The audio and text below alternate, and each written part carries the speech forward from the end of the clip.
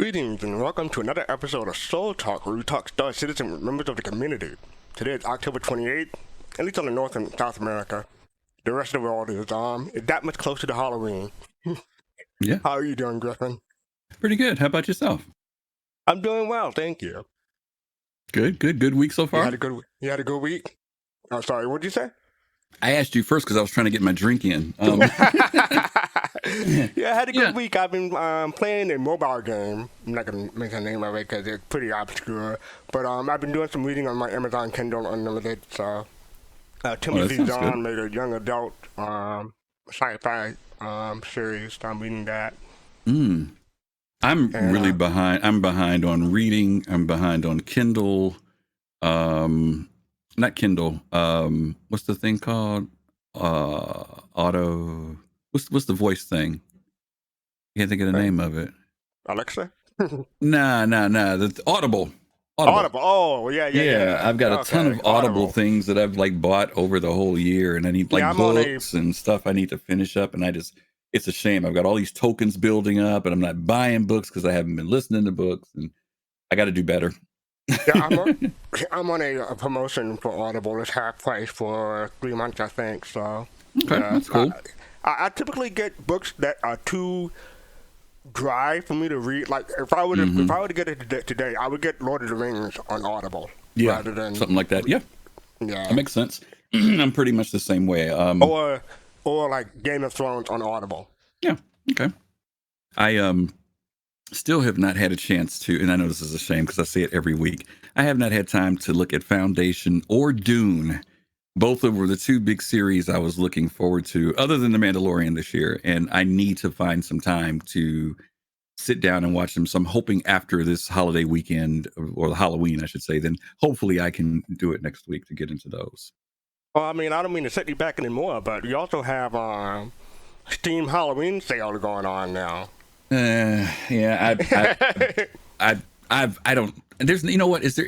I don't think there's anything out there I want right now on Steam, even if it was like $5. I don't. I think I have so many games I haven't played. So for me to justify picking up another one, I did see this one game called Hunt Showdown, which I had never seen before, which really kind of blew me away when I saw it. But it's cooperative, but it's also like a team of you and up to 3 people, but then there are Hmm. other people that are in it, like Rust or something too. And it's really brutal, but it's more along the horror side with like playing like that.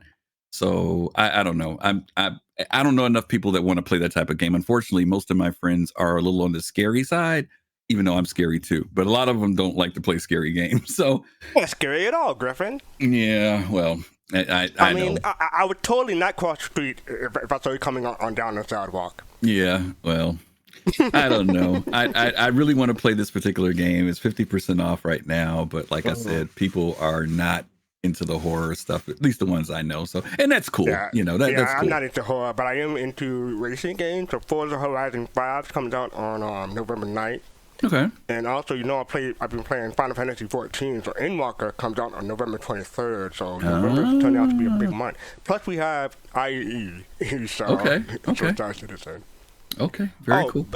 but before I forget, one other thing that happened that was good for me this weekend is that I've been using Joy Key because No Man's Sky controller is well, I couldn't use my joystick in No Man's Sky, so Hmm. Face to Face and Pop in Space recommended Joy Key, but it was only for a month to use until they started bothering me for a key. So I looked on the website and it said people who are disabled can write in and maybe get a free key if they describe their situation. So I did, and they gave me a free key. So I'm Oh, using Joy the awesome. Key. Awesome. Okay. That's good to know. Good information out there. Okay. So are you ready?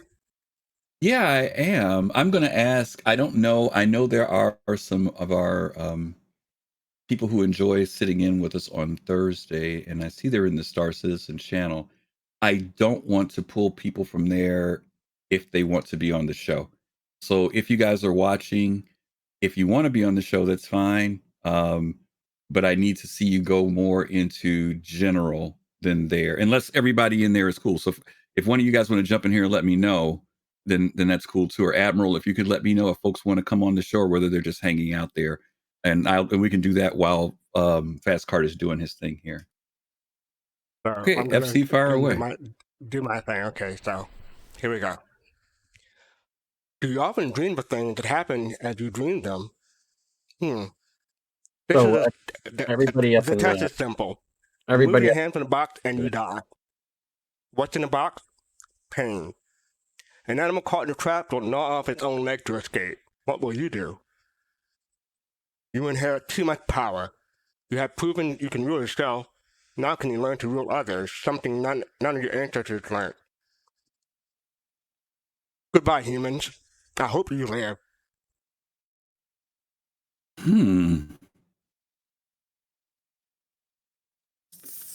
No, I the beginning part I didn't catch all of it, so you got me on that one. Does anybody in chat know what that one is?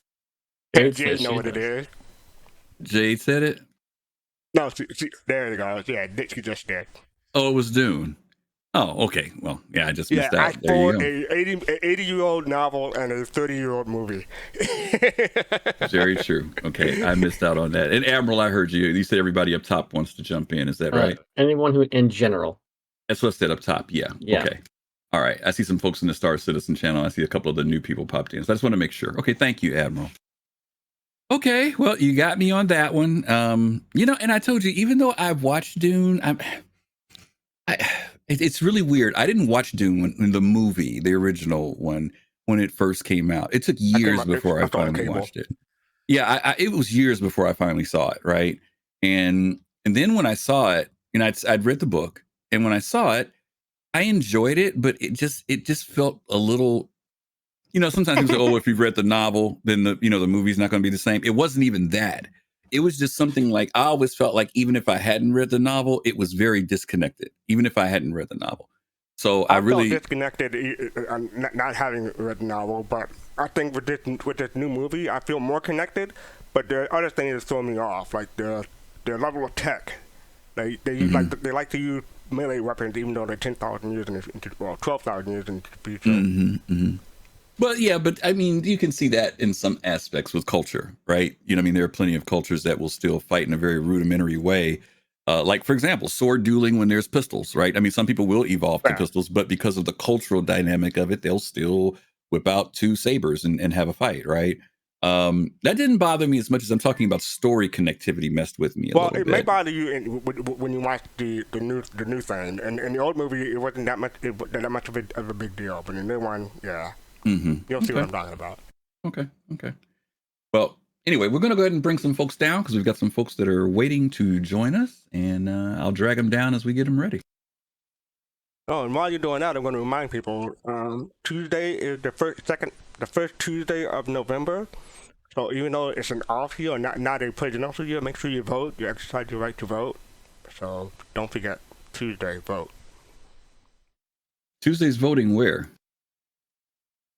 Most of the country, like they have little not primary, like mayor or gubernatorial races. Sometimes. Oh, really? Okay. I don't think we have anything going on here. That's why I'm asking. At least, unless I'm just zoned out or something. I don't think there's anything going on here.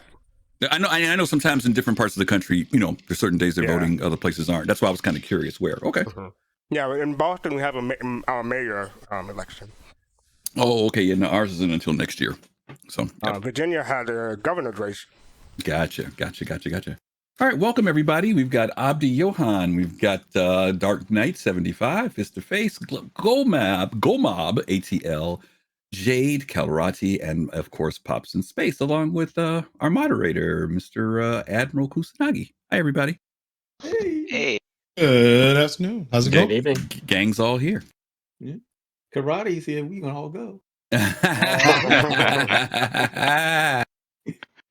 Okie dokie. Well, we've got a hodgepodge show today, just to give you guys a good heads up. A real hodgepodge show. So be ready for this because there's going to be a lot of right opinion. Now I have the sneak peek from this past Friday up, so that's on the screen. So you got the text of it was, "You're measuring the stars, not giving the sky a high five." And the file name is called Star Citizen Ship Lighting. So that was that from this past Friday. the sneak peek. Go Any ahead, thoughts? gang. Take a stab. I think this was already posted. I think you said it already, Go Mob, or I think Dr. Murray Redeemer. confirmed Redeemer. Yeah. Mhm. No, Redeemer. Yep. Okay. The thing Yeah. that I'm super interested in. I like the look of the new ship, even though it's flat iron. But yeah, it's not something I'm gonna get. The thing that I'm glad they included in this is the fire exxunger. That's the Right? Is that highlight. what that's over there on the right? That's the highlight. That's a deadly weapon. Hey, there was a Inside Star Citizen a while ago where they said they had some testing of I forget what they were testing, but they're doing FPS testing, and they said someone died to a fire extinguisher. One person died to a fire extinguisher. So That was don't Theaters judge. of War, and I was there. Mhm. Oh, okay. Sorry. Yeah. No problem. Go ahead. No. That exactly what they said. They Mhm. lost somebody to a fire extinguisher. It's a deadly weapon. Yep. In the right hands, anything could be a weapon. Or left-handed. Actually, I like the idea. When I first heard about that, I like the idea of that happening more than the typical there's a barrel of fuel sitting somewhere where it shouldn't be and you can shoot it and blow people up. I like the idea of things that would be there being usable. So I think that's very cool.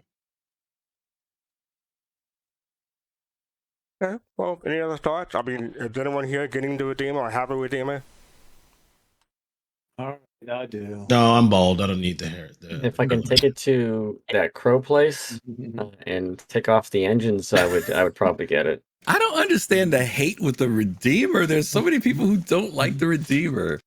Hey, It's just, I don't like what it looks like. Yeah, exactly. but I mean, but it's one of those shit people love to hate, and it's not even Origin. I look at it like this: if it can do as they said at the Bar Citizen, Yep. where can it's have got as that power many to it, I really don't care how it looks. hair curling irons as it wants. Now, I do Yeah. know this. When they did the last great starship, when they did the contest for it, there were a lot of people who thought that there was another ship, I think the Scimitar and another one, that people thought were better designed. But this one was the one, this is the one that won. And it's just always had a really mixed feeling amongst the community. Some people like it, some people hate it. And I remember the first time they debuted it on one of the commercials, when they did the first FPS run, people were like cheering when they saw it. They were excited about it. So I'm just kind of, it's just really interesting to me that there's I mean, like when people don't like this ship, they don't like this ship. It's not like, oh, it's okay. It's like they like it or they don't. I think the Redeemer is kind of like it reached the Argo Cargo level of talk aboutness in the community. That's not the right word, but you know, it's one of the oldest ships. They had to redo it, and it's like there's the Carrack and then there's Redeemer. If that makes sense when it comes to the community. No. You think that people hate the Carrack? No. Not. I mean, the opposite. That's what I'm saying. It's like one of those tips people talk about because it took so long to come out. Oh, okay. But you know, controversy sells ships, right? True. Exactly. Very true. Very true. Controversy sells, and you know, if more people are talking about it, means people are talking about it, right? So yeah. You know, it's not necessarily a bad thing. And again, just like Fitz said, if it's a powerful ship, you know, hey, people will get past it. You know what I'm saying? You'll get right past it. Some people are going to like it, some people aren't. It's funny you said. Go ahead. Oh, do y'all think that there's a nostalgia factor that goes along with this? I know Astropub hates it, and he's been in the community forever. But I don't know. I just wonder if there are some people who are like, "Oh, this reminds me of a different time," you know. Back when I had hair and had to press it with a flat iron. If I'm remembering, well, I think Jade's a good lore person. If I'm not mistaken, Laura, and correct me if I'm wrong, Jade, this ship was actually supposed to be designed upon later tech, not the earlier tech of the earlier military ships that Aegis was making. That is so that correct. was one of the reasons why it looks so different than all the other Aegis ships. The other thing that's interesting is when Paul, speaking of Paul, when he did his 24-hour stream, if you don't get a chance to watch, there's one episode he has where he talks about Disco coming on. And Disco came on and talked for about 30 minutes of the show. And he came on because they had brought up the subject of the Liberator. And the Liberator's somewhat polarizing too. There's some people who like the Liberator, the way it looks, and there are other people who don't. One of the people on the panel really didn't like it, was really ragging out like the ship. They hated it. They loved Anvil, but they thought it was a terrible design, terrible functionality, didn't make sense, blah, blah, blah, blah. Disco came on and he said something that caught this person completely off guard. He said that the person is absolutely right, everything they said about the Liberator. And then he said, it's supposed to be that way. Every ship in the game is not supposed to be something that you like. He said it's like a piece of artwork. Some people like it, some people don't. If you create stuff that everybody just kind of likes and goes mad to, then it just becomes apathetic. You know, you don't really care. But there are some people who will like an extreme design, some people who don't. He used the example of when the Terrapin came out. He hated the Terrapin. He said he couldn't stand the Terrapin.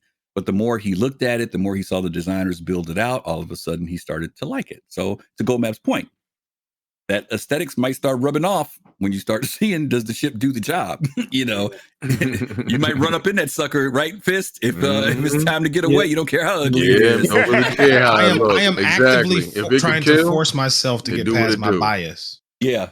On the 400i, I'm flying it. I'm in it. I'm just forcing myself. Say, you know what?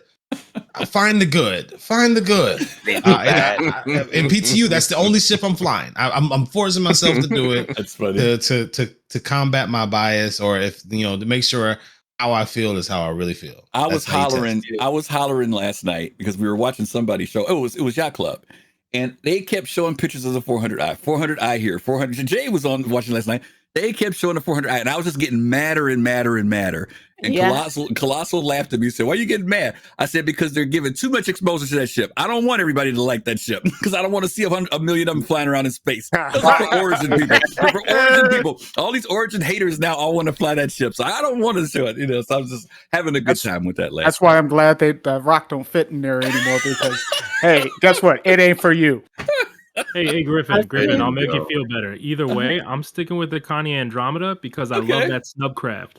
That snubcraft is so cool to me still. The cool factor of that has not rubbed off. I hear you. It is. I agree. With the Connie Aquila, because that's an exploration ship, but it has a roller and it has a snub fighter like the Andromeda. So, brother, I have that ship on CCU. So like, as soon as I know whether I can swap out them turrets, I'm gonna lock that in. Swap out the weapons. The problem with that ship is though, like if you look at the 400, you have a place to sit down. You have a desk. You could watch TV. And you look at the Connie. It's like you have a bed and you're sleeping next to the person. Unless you have the Connie Phoenix, but not the bench and the chair comes up out of the table comes up out of the floor, but it's not working. Yeah. Yeah, I mean, again, there is no ship that's going to have everything. They're not designed to be, right? There's some ships that, like, for example, I think the MSR is so cool, but they need a freaking monitor in that entertainment room. I'm like, I'm seriously, it's got the chess table, it's got the everything. It's like, what? They got to stare at the walls, So, but every ship is like that. They've got some little something that you wish was in it, Griffin, that's what Read a book. For. Read a book. Read a book. Yeah, read a book. Yeah. Well, don't forget, customization is coming soon. Yeah, exactly. Customization. So we might put a TV in there. The Origin series, the 300, we already see that, to change out the sheets in your ship and the paint on the outside. So I wish they would do that to the 400 or other ships, but I think Origin should just do that for all their ships and just get it over with. Speaking of the MSR, it's like I was watching STO Youngblood Should You Buy video for the MSR. It's a few years old, but still current as far as the MSR is concerned. And one of his complaints was that the MSR only has one exit, and that's out the back. So if you have a fire in between you and the exit, you're kind of screwed. GoMob just put that in the chat. In fact, he said the MSR needs a second entrance exit. That's better headlights. Yeah, and I feel the same way about. I mean, that is aggravating when there's a one way in, one way out. One of the things, and I don't want to go into a big thing about Origin ships, but one thing I do like that they did in the 400 that I think they need to do in all ships, because Crusader did it too. If there are elevators, there should be an auxiliary ladder nearby just as well. So in case you lose power, You still have a way to move between decks. That's the one thing I wish they did it in the Starfarer, but there've been some other ships like the 600 didn't get that. And I always felt that was one of the negatives in the 600. You're contingent upon those 2 elevators. Yeah, and and if you they got all go that out, they're space. stuck. Yeah, there's plenty of room. There's really plenty of room to do something like that. So I thought you rich folks don't like walking. now, see, nobody ever said that. We walk in I'm just style. We messing. walk in style. That's the only difference. See, so don't They, even they, try. they just Chris. walk with a pimp Don't limp. try. You know what I'm Don't even saying? try. He got the cane, he got the He has- hat, he got the That's right. monocle. That's right. Got it all. He's That's got right. gold-plated Alright. roller skates. All right, so moving on, we got the Day of Vara 2951. I'll put the link in Twitch chat. But yeah, it's just Hall Beyond the Stars. And it basically we covered this a little bit before. Yeah, we're just but, following up on it. Yeah, we're just following up on it because yesterday was the official day. Did anybody do any of the competitions or anything for it this year?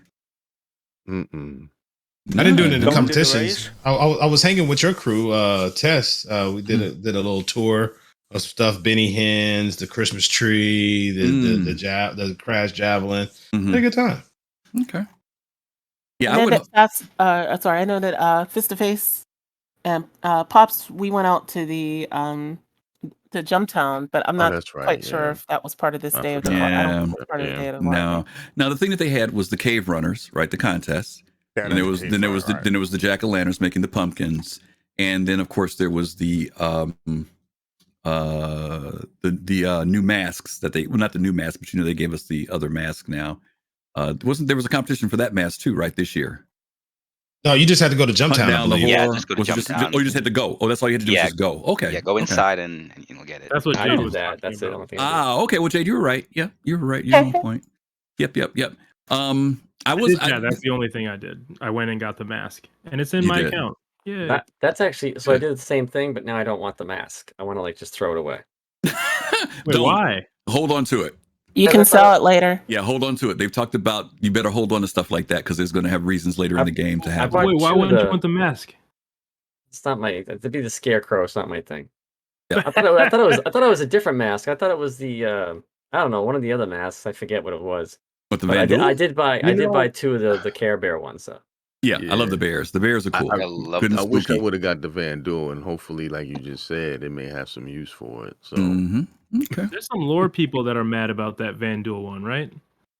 Or something like, oh, you shouldn't be able to, like, that doesn't make any in-universe sense or something. It's a Halloween mask. Yeah, it's a Halloween mask. Yeah. It doesn't look I mean, like some not like people it that's why I'm like, articulates and stuff, It's like yeah. lore people that get, I mean, I mean, like I'm a stuff lore too. person, I like and lore I stuff don't too, see but- I don't see any problem with it. In fact, to me, it makes a lot of sense with the Day of the Vara because it fits the lore of the Day of the Vara, where people dress up and wear scary stuff, just like we do for Halloween. And Their the Van issue Duel with is it is scary. like, does it have a breather in it? Like No. does it actually work? No. It's not. It's not an articulating mask. So it's not like you could act like you're a Van Duel and talk with it or anything like that. It is a mask. It's a mask. Okay. So it should Okay. have some kind of like oxygen stuff going on with it. Maybe I don't. I've never tried to take it outside in space, to be honest with you. But my point is that it's not like you can impersonate yourself as a Van Duel. Damn. It's not like you're gonna put it on and go to Van Duel space and walk around. So. The body doesn't fit. Yeah, for real. I mean, you may be a little deformed, but that's about it. Yeah, I'm the a mouth really doesn't short move or Van Duel. anything. Yeah, very short. No, I missed my chance. I should have said, aren't you a little short to be a Van Duel? Perfect Star There you Wars go. reference. Cool. I'm gonna Alrighty. rescue you.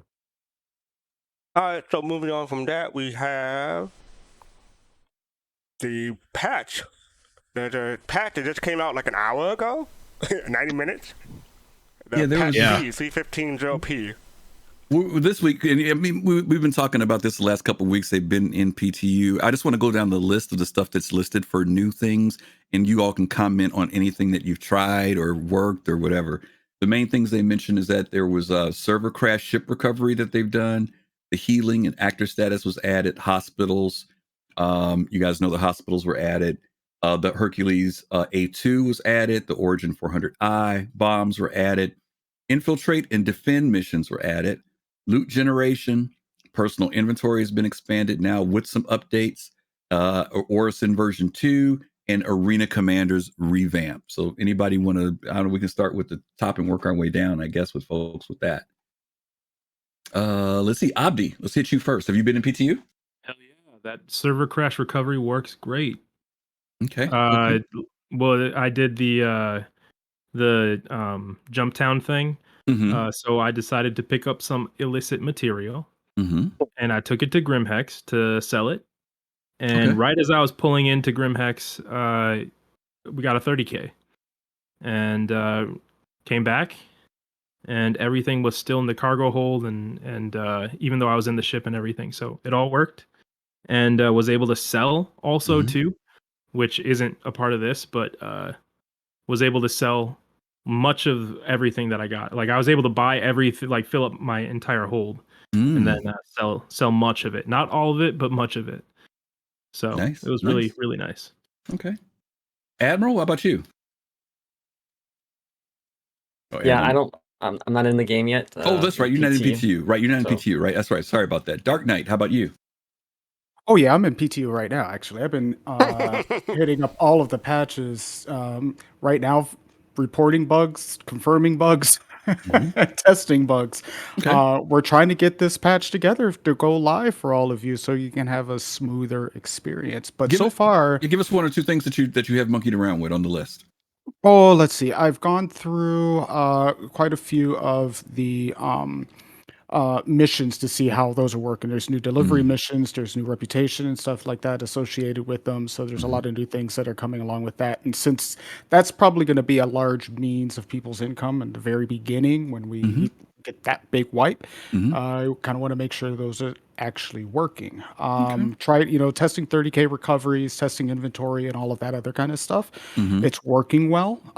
Crash recovery is working well. CTDs do not harm you as bad as they used to, of course, but they're still there. And you're going to find, a lot of you are going to find that this is a completely new game now.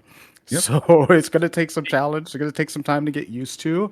Be patient. It's a great patch. I think everyone will love it once they get kind of used to how things work now.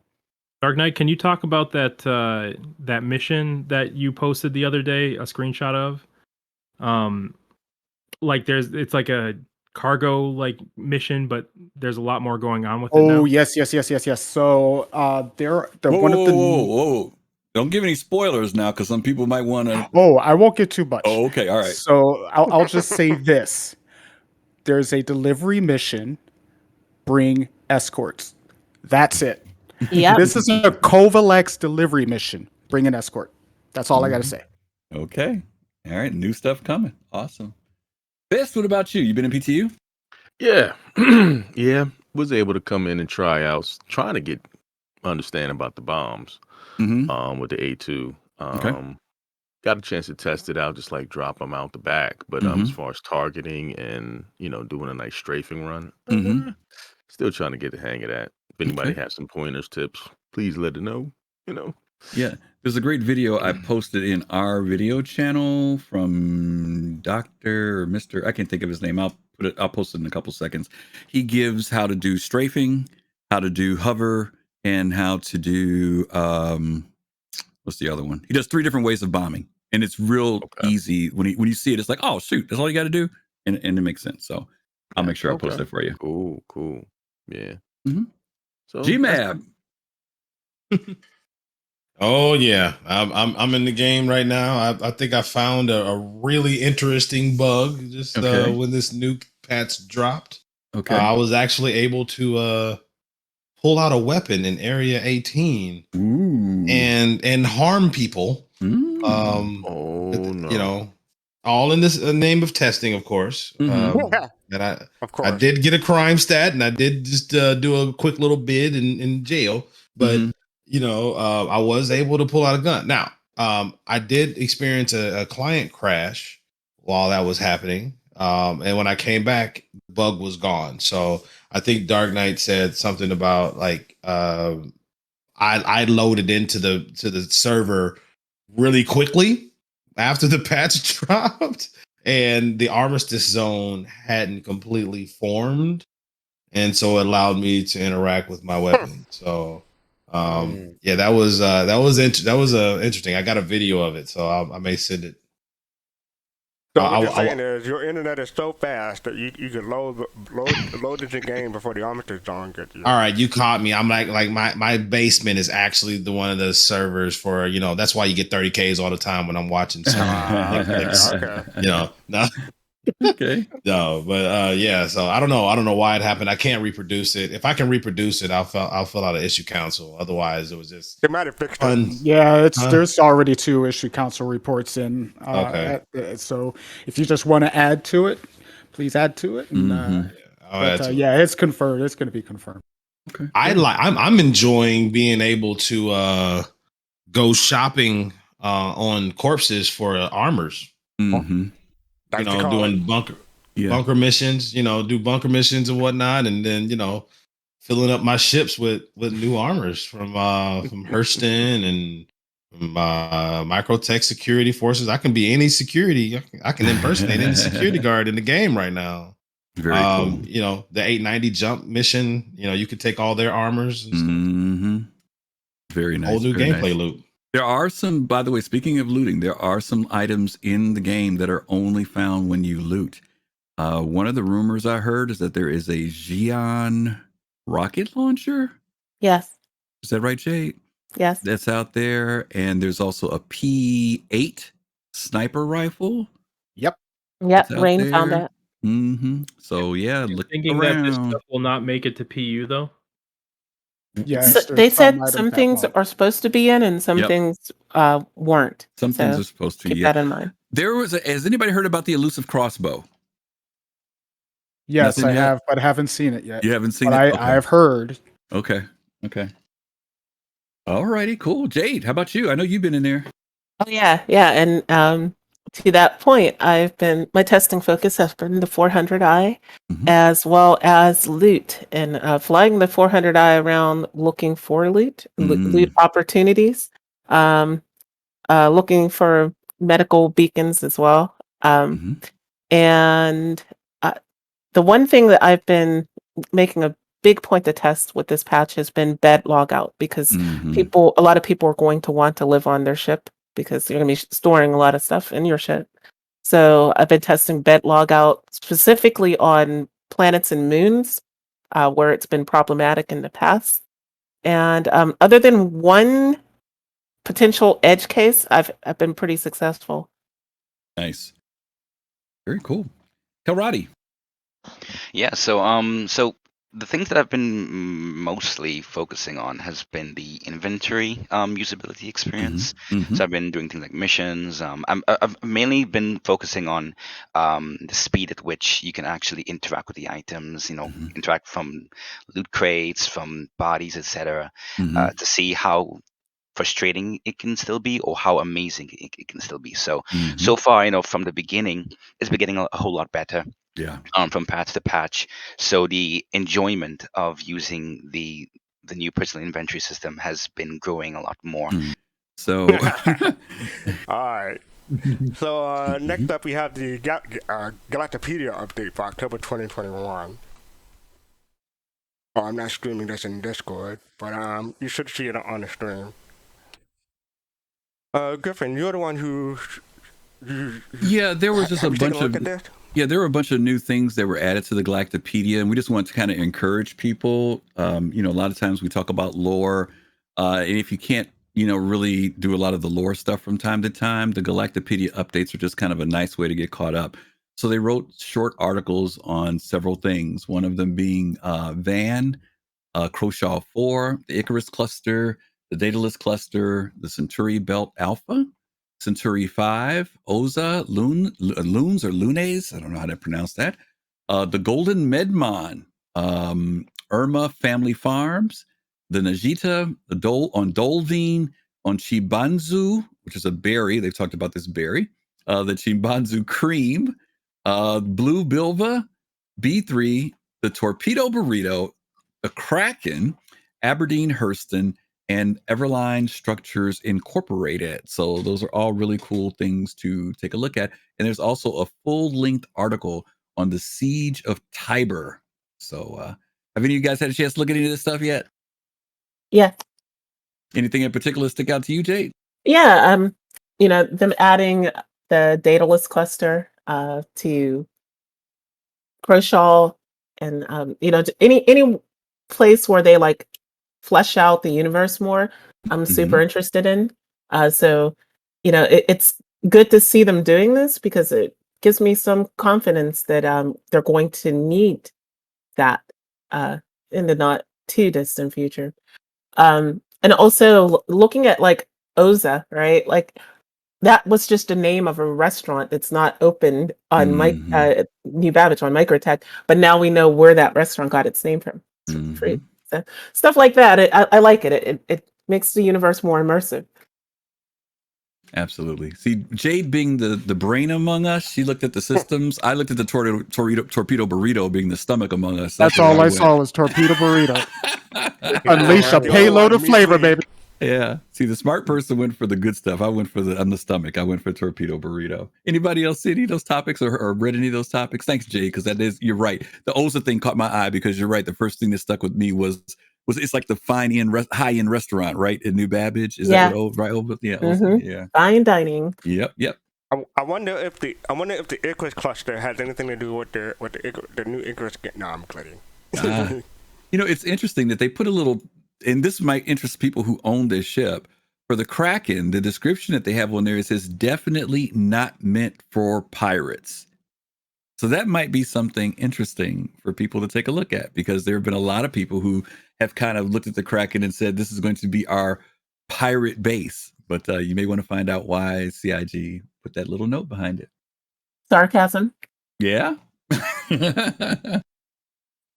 Knowing Drake. Yeah, really. Knowing Drake, right? Well, Drake, they're trying to come up with a cleaner reputation, right? They don't want to come off as being the main supplier to pirates. So that's their fault. All right. Well, anyway, that's the Galactopedia. So when you guys get a chance, please take a look at it. It's some real good stuff in there this week. All right. So next up, we have the crowdfunding, and the question is, will CIG break $4 million crowdfunding? Wow. $4 million? Nuh-uh. Read that number again. 400.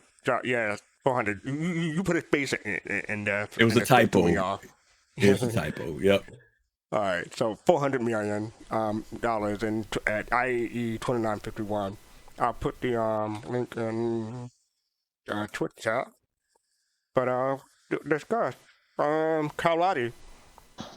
On the first or second day? I'm saying it now. I'll say it now. On the first or second day. Easy. Really? Really? What's your bet on first or second day? I'll take second day. Okay, that's a good way to start. Let's hit the room. Even though we don't know entirely what the schedule, I would still say second day. Yeah, depends on the schedule. You're right. Pop and Face. When do you think they'll make 400 million? I'll go against Kilradi so we can have war and hold battle day one. All right. We'll see who wins between. Okay. Abdi? He might have stepped away. All right, hanging with baby. Okay. We're gonna hit that 400 million. My bad. Yeah, you made the same mistake. I made the same mistake. It was an earworm. But yeah, no, I think we're gonna hit that because we jumped so high during CitizenCon, right? Mm-hmm. Like, what was that increase from CitizenCon that happened? We were just below 390, so they've made almost 6 million, 5 to 6 million since then. Yeah, I don't know. I'm not sure. And that was just with the 400 in the Liberator. You know what I mean? Yeah, right. There might be more. Who knows? Well, we can look at the week. Let's keep going while you're looking it up. Okay, so yeah, like in the week 40, they made 3.5 million. So yeah. Dark Knight. What about you? Oh, Kusanagi. Okay, Kusanagi. Pass. You're gonna pass on that one? Okay. Yeah. Okay. Dark Knight. Yeah. Okay. So I think it's obvious that they're going to get past that with all of the happenings that are going on with the new patch and the new things coming into the patch, and people are now getting interested, and we're seeing a lot more content creators out there talking about it, getting more people interested. We're going to see a lot more signups coming. Ships will be sold, whether or not it's the new flashy ship like the 400i or somebody buys up 3 Pisces. It's just people are going to buy stuff. And I guarantee by the end of IAE, they would have gone past their goal, past that $400 million mark. Easy. Let me ask you a question, DK. Are you implying or not that because of 315 they may reach 400 million even before IAE, or do you think it will take IAE for them to get that extra almost 4 million, just over 4 million? It's going to take IAE because a lot of people may get the package just to get into 315, but they're going to, I see a lot of people are going to save that money until IAE to see what is going to be available. Gotcha. A lot of people are going to buy those Javelins and Krakens if they're for sale. They're going to buy them up, instant within the 30 minutes of it going up. But people holding out for, maybe I'll get an MSR or an Andromeda. They're going to hold out, fly them for the free fly, and decide if they're going to buy it or not. But they're going to make that goal at the end of IAE yeah. Okay, gotcha.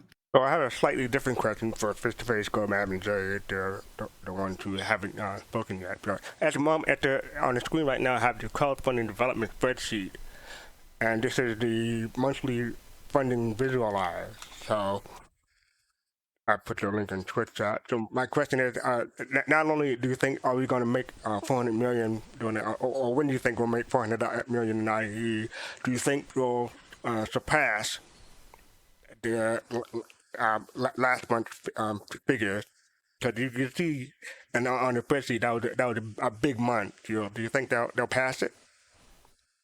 Or surpass it face to face?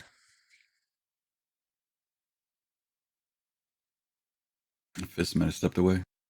Okay, go Matt. Will they surpass last month's? No, last year. No, God, no. You don't think so?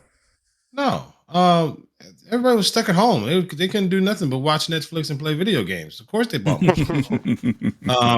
No. Then that's 2020 on all trackable metrics is going to be an anomaly on everybody's spreadsheet everywhere at any point in time. It was either the best of times or the worst of times. Looks to me like for CIG, it was the best of times. So no, it's completely unrealistic to even fathom them beating that the year after. Now that people have rediscovered sunlight and hugs. Well, if you look at the graph, September of this year was better than September of last year. Well, it came out in September of this year. Is that the only month that we overperformed? Yeah, that's the only month. Yeah, no. I mean, there might have been, some pre-CitizenCon stuff. 314 was doing pretty well. E2 and M2. Yeah. So no, I don't see. There's no summer way. was Now, pretty slow though. the summer was, because people were back outside and not, neckbeard ended up in their house playing video games all day. They rediscovered hugs and sunlight. So it's people.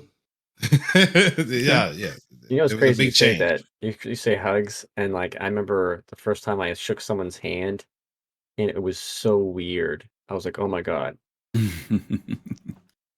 So I think face-to-face is back. Face-to-face, you there? Yeah, sorry about that. I had to turn my mic down. Okay. Yeah. So what do you thought? What are your expectations regarding this time last year, and when do you think we're going to make 400 million? I'll be honest with you. I'm glad Gomab answered before me because he put that in perspective that, with COVID and everything. I don't think they'll do as they did last year. But as far as the question that you asked previously, as far as if they'll make that 400 million mark, I think they'll hit it tomorrow. Not tomorrow. Not tomorrow. I was going to say it's tomorrow. You don't mean tomorrow for real, do you? Yeah, I think they'll hit it tomorrow. 400 million? No, I think they'll hit it. Fist just hit the lottery. He about to buy all the ships. So how many? Wait a minute, let me know about that. I'm just messing. No, I think I have it at the agree with Calrati probably the second day. I think they'll hit it, but I think by the second day probably. Okay. How about you, Jade? So I think they will hit it. I don't think that they will surpass 2020 for the reasons already stated. It's a statistical anomaly. It's an outlier. But I do think that, yeah, definitely by the second day. But I will say this: if they put those land claims on sale and they start with consolidated outland, they will surpass it first day. They will easily go past 400 million. Jade, you gotta be careful. You almost killed an old man on live on the stream. You okay there, girlfriend? No, but yeah, my prediction probably 400 million, probably the first day. But I mean, it depends on what they sell. Obviously, that's a caveat, and it depends on what pre-sale they have. Because a lot of times they do the third day before. So I mean, they whatever the ship that's coming out or comes out, they may hit it on the pre-sale day before IAE even starts. So, yeah. Yeah, no, How about you know, Griffin? how fast they hit it Pops depends too. on the ship. Whatever if they drop a ship. Ship. Yep, we forget Pops. Don't forget Pops. Oh, I already you said did? mine. Me and Yeah, he went. karate. Oh, I'm sorry. Me I and missed. I thought karate. I missed. I missed Pops. Yeah. Yeah, he challenging me. Let me ask. Yeah, it was just a Let challenge. me ask you guys a That's all. question. In because of Invictus now, CIG kind of in some ways has the liberty to not sell certain ships at IAE, where Invictus is really heavy toward military. And if you remember, there were some ships that they didn't sell at Invictus. Do you think there'll be something that they won't sell at this particular sale for IAE? Because they are keeping an eye on, and I'm gonna finish, Jade, and I'll let you jump right in. They are trying to keep some balance as to what ships are flooding into the universe. There are some ships that go on sale limited. As you guys know, they'll say there's only 200 available, 500 available. What do you think? Do you think there'll be something that people might be hoping to buy, but they may not sell it at IAE? Go ahead, Jade. Yes, no Javelin for you. Okay, no I Javelin. don't think they'll sell the Javelin because I do think they want to make that like an exclusively Invictus type thing because it is military focus. Yeah. What about the Idris? Well, let's go down the list before you narrow down specific ships there. Yeah, go ahead. See. Yeah, anybody else got any ships that they think that they will not sell at IAE? Alien ship. Really? You think they won't sell any alien ships? Okay. I mean, all of them or certain ones? They don't. They normally don't sell alien ships. Oh, yeah, they do. At IAE, they do. At IAE, they do. Yeah. They get their own special day. They made that big push for the merchantmen. Oh, They made a big push for the merchantmen. Okay, yeah, they did. I don't That's see when I them got not selling. I don't see them not selling the merchantmen during IAE. But now I'm confused because I guess I looked at the IAE as having like, you know, the MISC refining ship and potentially the variant of the a refueling ship. You're talking about new ships now. Yeah, so now I'm not. Would they do that? Or would they push it off for the anniversary sale? Well, that is the anniversary sale. Now there's only the holiday. You think about the holiday sale. It used to be the holiday sale at the end of the year in December, and that's always kind of iffy. But IAE has pretty much turned into what was the anniversary sale now. Yeah, and correct me if I'm wrong, but I mean, Invictus, they held back on some of the non-military ship. IAE, as far as I'm concerned, they sell everything. They throw everything in the kitchen sink into IAE. Well, and they sell most of everything. There's always something that doesn't always go out, even at IAE. And that's why I'm asking now, because Invictus is such a big thing, and really, like Jade said, that's where those big military ships go out. I'm wondering if IAE, because we know some ships are limited, whether this may be, again, certain ships that we will not see. And I agree with her. She says the Javelin is definitely one of them. You think the Endeavor won't be out? Sell. It should be. They always sell the Endeavor. Always. Yeah, I bet they won't sell an F8 Lightning. That's another factor. No, they never sell that. They never sell the F8. Yeah. Any other ships you guys think of that they won't sell? 890 Jump. No, I'm kidding. All right. So, and here's my part 2 question: which ships will see a price increase? Banning You know, the cat's going up. Tulsi. Ban. You see the Caterpillar's going up? Oh yeah, they already said that. So It's in 325, 325 or something like that, is it? Yeah, I know it's over like 325, but I thought maybe like 375. That's what I was thinking. Wow. Okay. Because once modularity come in, I mean that ship changes the value. game. Okay. What were you saying, Halsey. Jade? Yeah, the Halsey. Oh yeah, I mean, that's pretty. cheap. It's cheap right now. That's $250. I picked mine up. Mm-hmm. Yeah, especially since we're getting cargo refactor and they're getting closer to realizing how they can really use the ship in the game. I think since they have a better idea, I would definitely agree to the whole series. At least the larger portion of the whole series, the larger side of the whole series ships. I'm gonna throw mine out there. The Orion. Again, another price increase on the Orion again. $500. You got to think. I mean, it's. Oh, I'm on that roadmap though. Yeah. So I think it's gonna go up. You think it'll go up? Okay. Yeah. It's $5.5 Grim now. Yeah, Star Jump Grim mentioned the BMM. Yeah. And it's already had a price increase from its original 250 up to now 500. Yep. I think it started at 200 actually from 2013. Okay. Any other ships you all think will get a price increase? Yes. I The think Origin X1. Origin X1. You know what? Okay. You may be right about that. Because currently the X1, let me look it up. The X1, It's 40. I think it's $40, isn't it? Yeah, 40? the X1 base is $40. The X1 Force is $50. Yeah. Yeah, I think the Ares will both of them probably go up. You think the Ares and both the Inferno and the Ion are going to go up? Yeah, they're currently 220. Yeah, they will. And I think probably they will. Even though a lot of people don't like it, the Let me ask you a question. Do you think do you think they'll put that ship out before IAE? The Ares? Yeah. I mean, it's hope- part of this patch. It's supposed to be a part of this patch. I'm just kind of curious. Do you think it will come out, unknowingly to us? Because they did that to Ivacati once. Was Jade? I'm sure that's Jade. There was a ship that they dropped that didn't even go to Ivacati one time. Does anybody remember what it was? It came out like in the patch. I do. I know what it was, but I don't think I can say. Right. That's why I'm trying to get somebody else to say what it was. But I can't remember what ship it was now. But there was one ship that even the Ivacati, like, whoa, they dropped that sucker and we didn't even see it. So, okay. Was it the Mercury Star Runner? I can't remember what it was, but there was something. I'm just curious, just because the Ares and Ion are supposed to be out in this patch. I'm just curious as to whether or not they'll do that prior to the IAE. What? One ship no one mentioned. I think the Endeavor is probably due for an increase. It's been a while.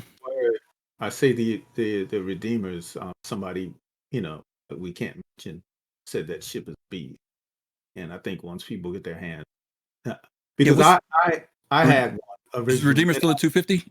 Yep. That's going to go up. Yeah, that's going to go up.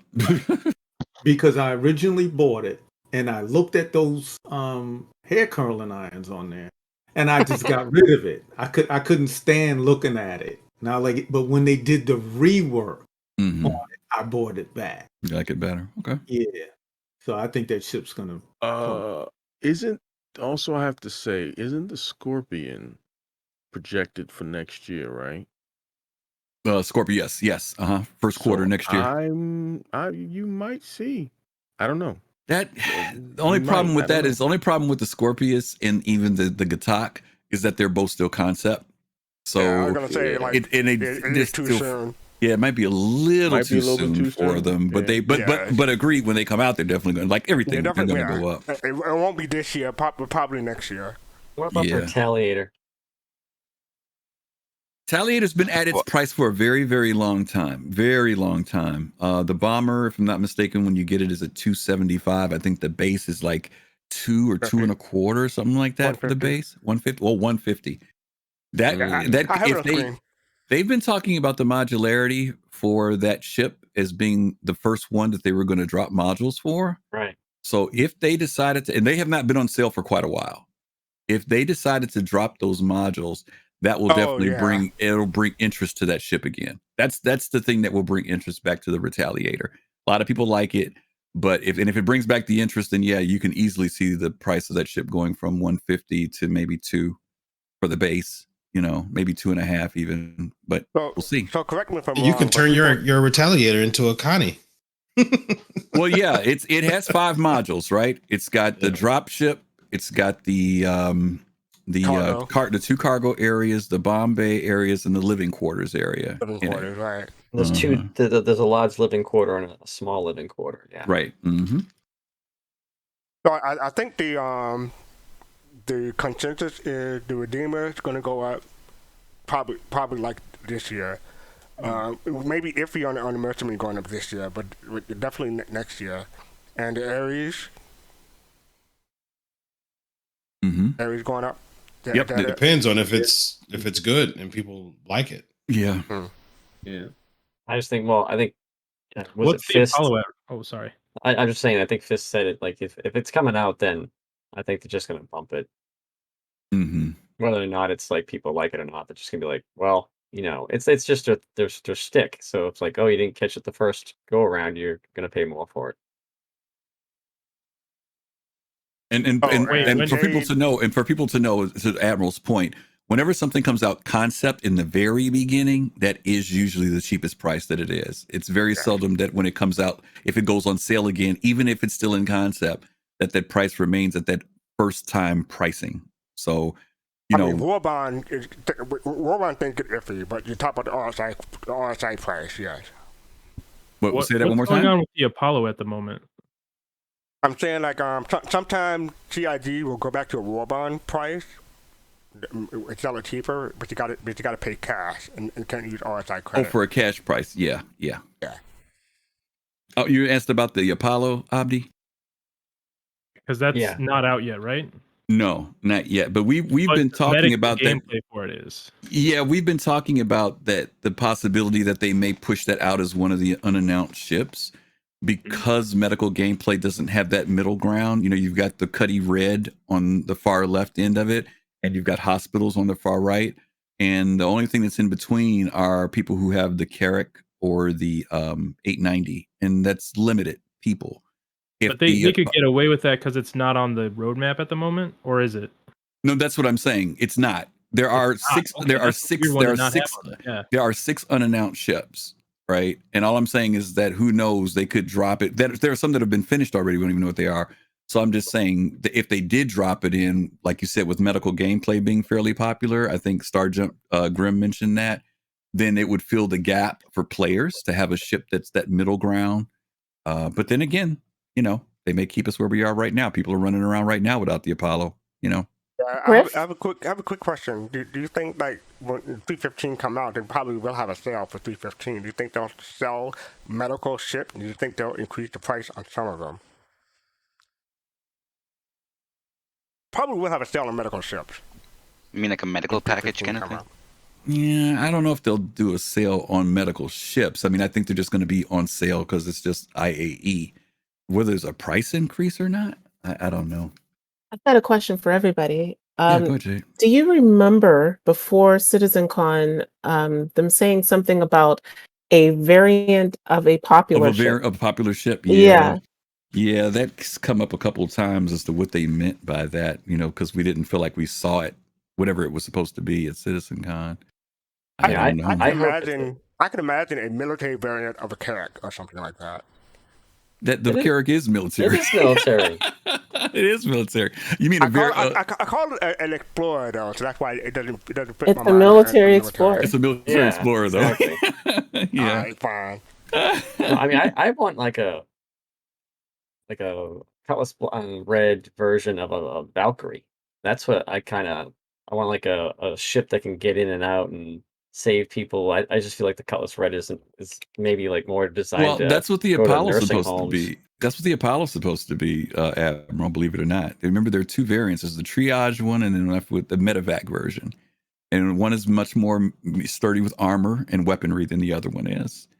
And that's what it's designed for. When they introduced the 600i, they said that there was a military variant of it.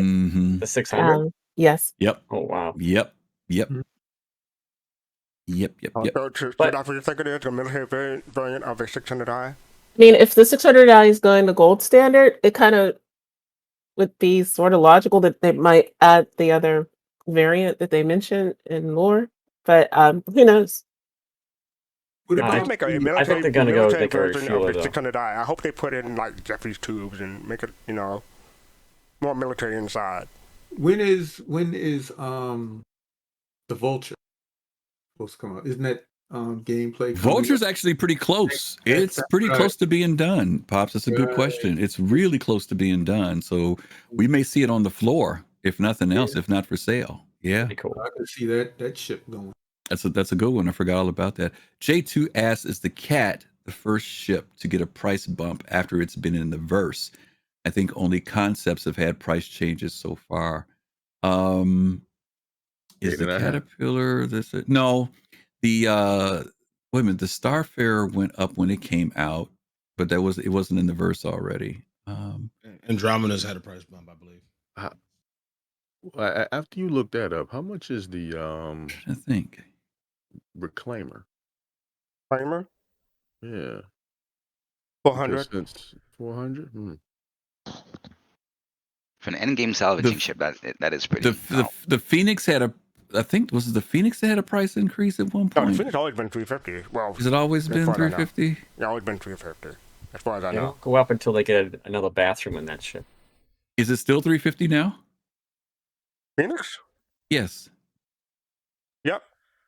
Okay. I think the Andromeda had a price bump, didn't it? Yeah, but Andromeda went from 225 to 240. Yeah.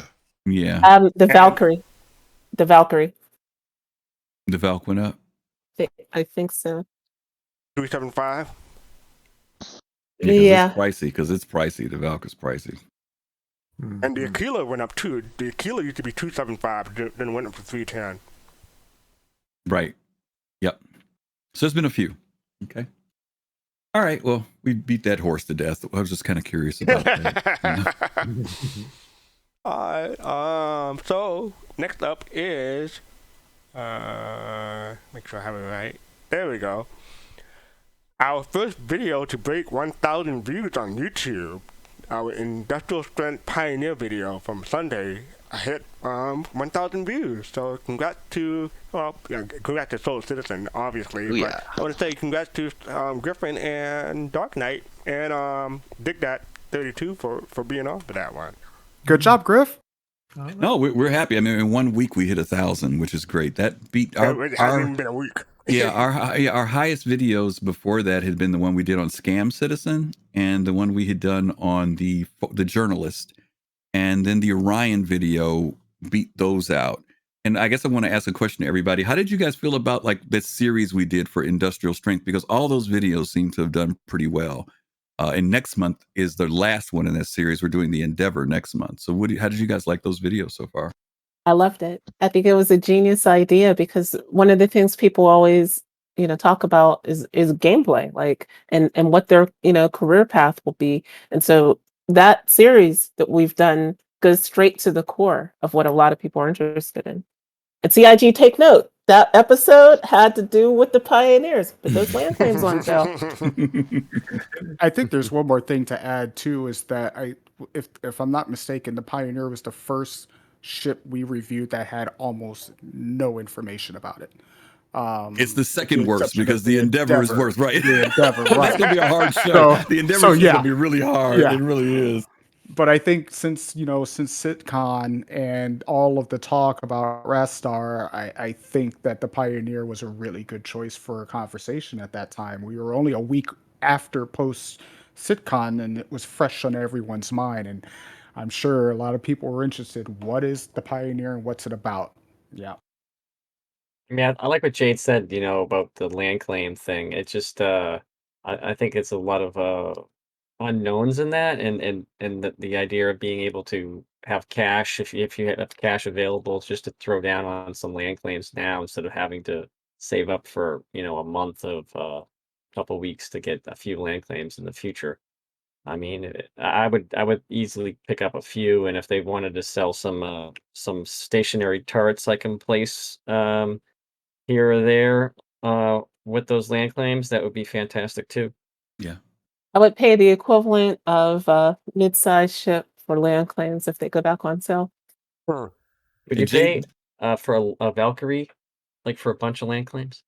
Yeah, yeah. The current price of the Valkyrie is $375. I would definitely spend $375, and assuming they're the same price as before, and that's a big assumption because Ooh, that was yeah. the first time, right? Oh, Same man. thing. Yeah, that You was know, the things concept go for it, up. basically. So Yeah, people might not know here, but they were like the big one, the 8x8 was $100. I $100. think the other Yes. one was Right. 50. So Right. if I mean they went up to 150 for the 8x8, that's pushing it. Well, but understand this though, the lands that was large amount of land. It was a 4 kilometer by 4 kilometer piece of land, or an 8 kilometer by 8 kilometer piece of land. By the way, J2, I saw you here. Good evening. Good to see you, buddy. And I got a Brooklyn Bridge to sell you whenever you're ready for that too, just so you'll know. Let me ask you all a question here about this. This is a little bit of a sidebar. There's a game out right now being developed, quote unquote, being developed called Earth 2. And it's basically these developers claim that they're basically making the Matrix. They've mirrored Earth and people are buying land and paying for it.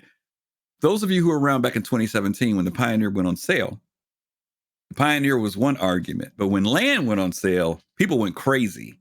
Particularly people outside of the community who thought that it was totally ridiculous to sell virtual land for a game at that time. They never heard of Second Life or Entropia Right, Universe, or exactly. I could go down the list. Clearly, they just aren't really connected know. gamers. Yeah. They don't know. So now it doesn't seem so ludicrous, right?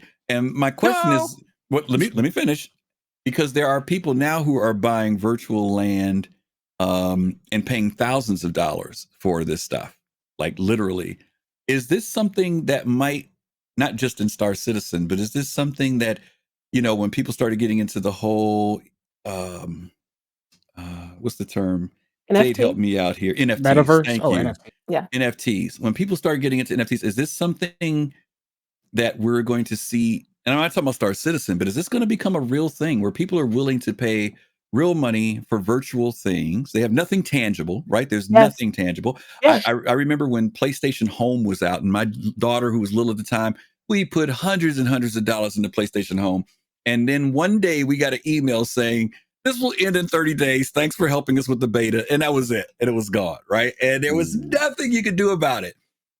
I mean, there was a guy who bought a whole planet in Entropia Universe. If you just, if you look at, and so we can look at this, look at Second Life and Entropia Universe as basically being at the vanguard of this whole movement. The only difference, was that back then, there was no NFT element or whatever to it. But the idea that people would spend thousands of dollars on virtual items, that's not new to anybody who's been in those universes. And I mean, we spend thousands of dollars on javelins. But I'm looking at it even further, Jade, in the sense of real estate.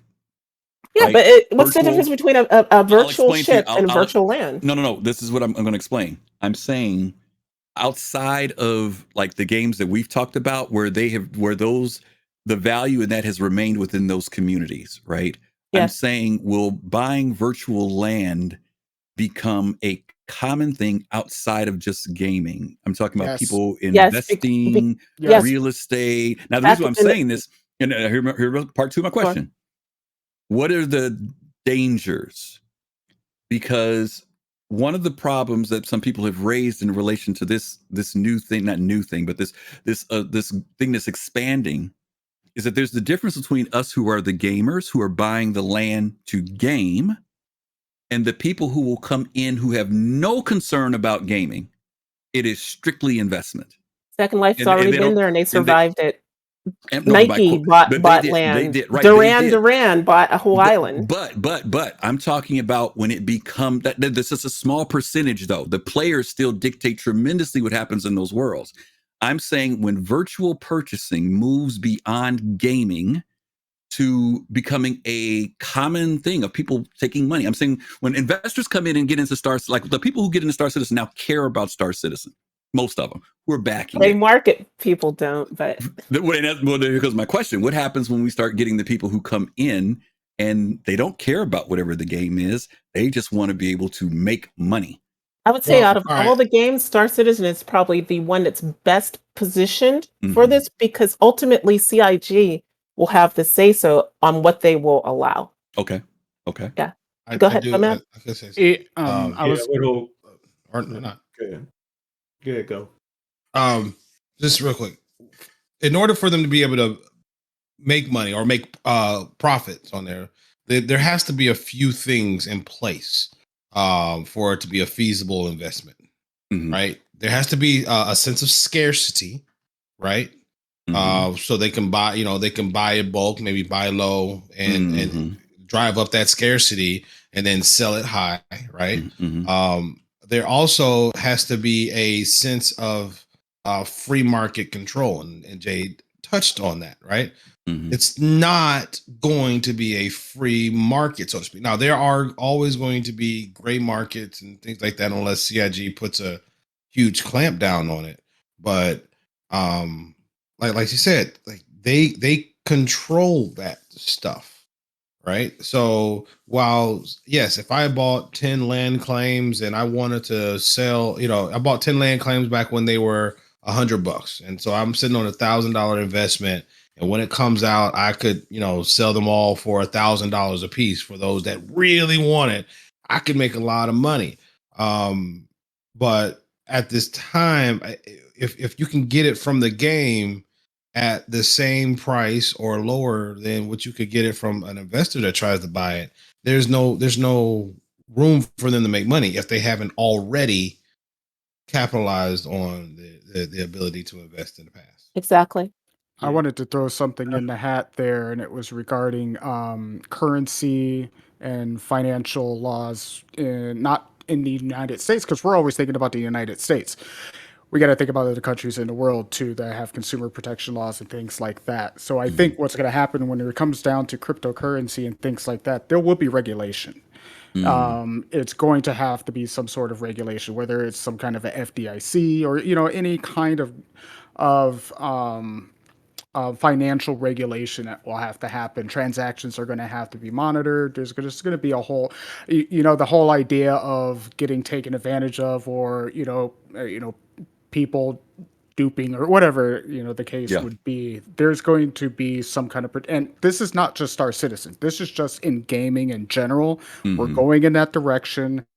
Crypto, NFTs, all of that will be part of gaming. We're looking at virtual worlds now, buying land, buying buildings, buying virtual equipment, things like that. That is going to be a real thing.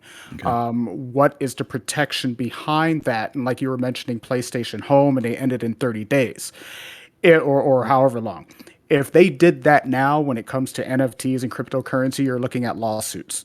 Lots and lots of lawsuits. So the only issue there, Dark Knight, is that cryptocurrencies by their very nature are decentralized, and they don't really have to worry about the regulation.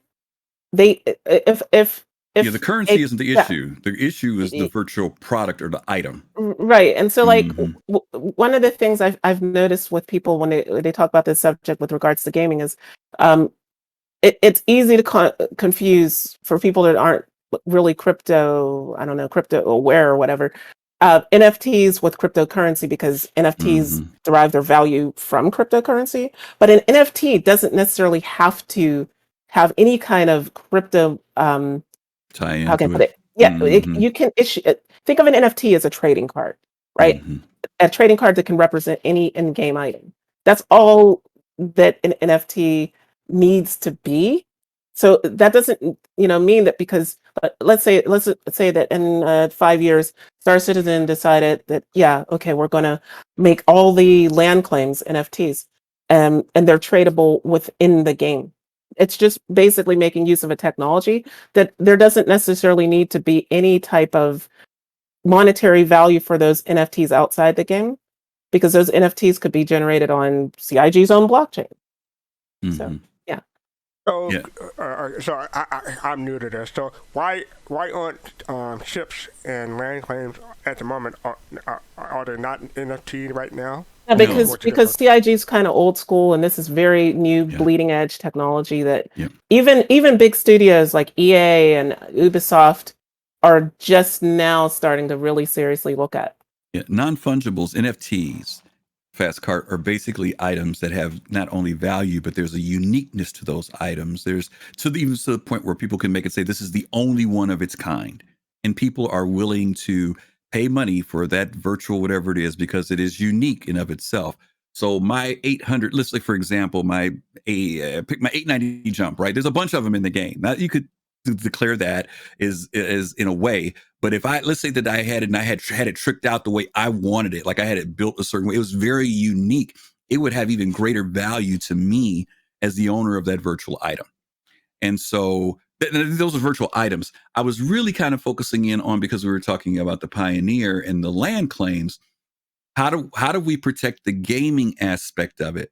Because my concern is that when it opens up to, not in Star Citizen, but in general, when it opens up to people who could care less about the game, could care less about the quality of the game, could care less about the direction of the game.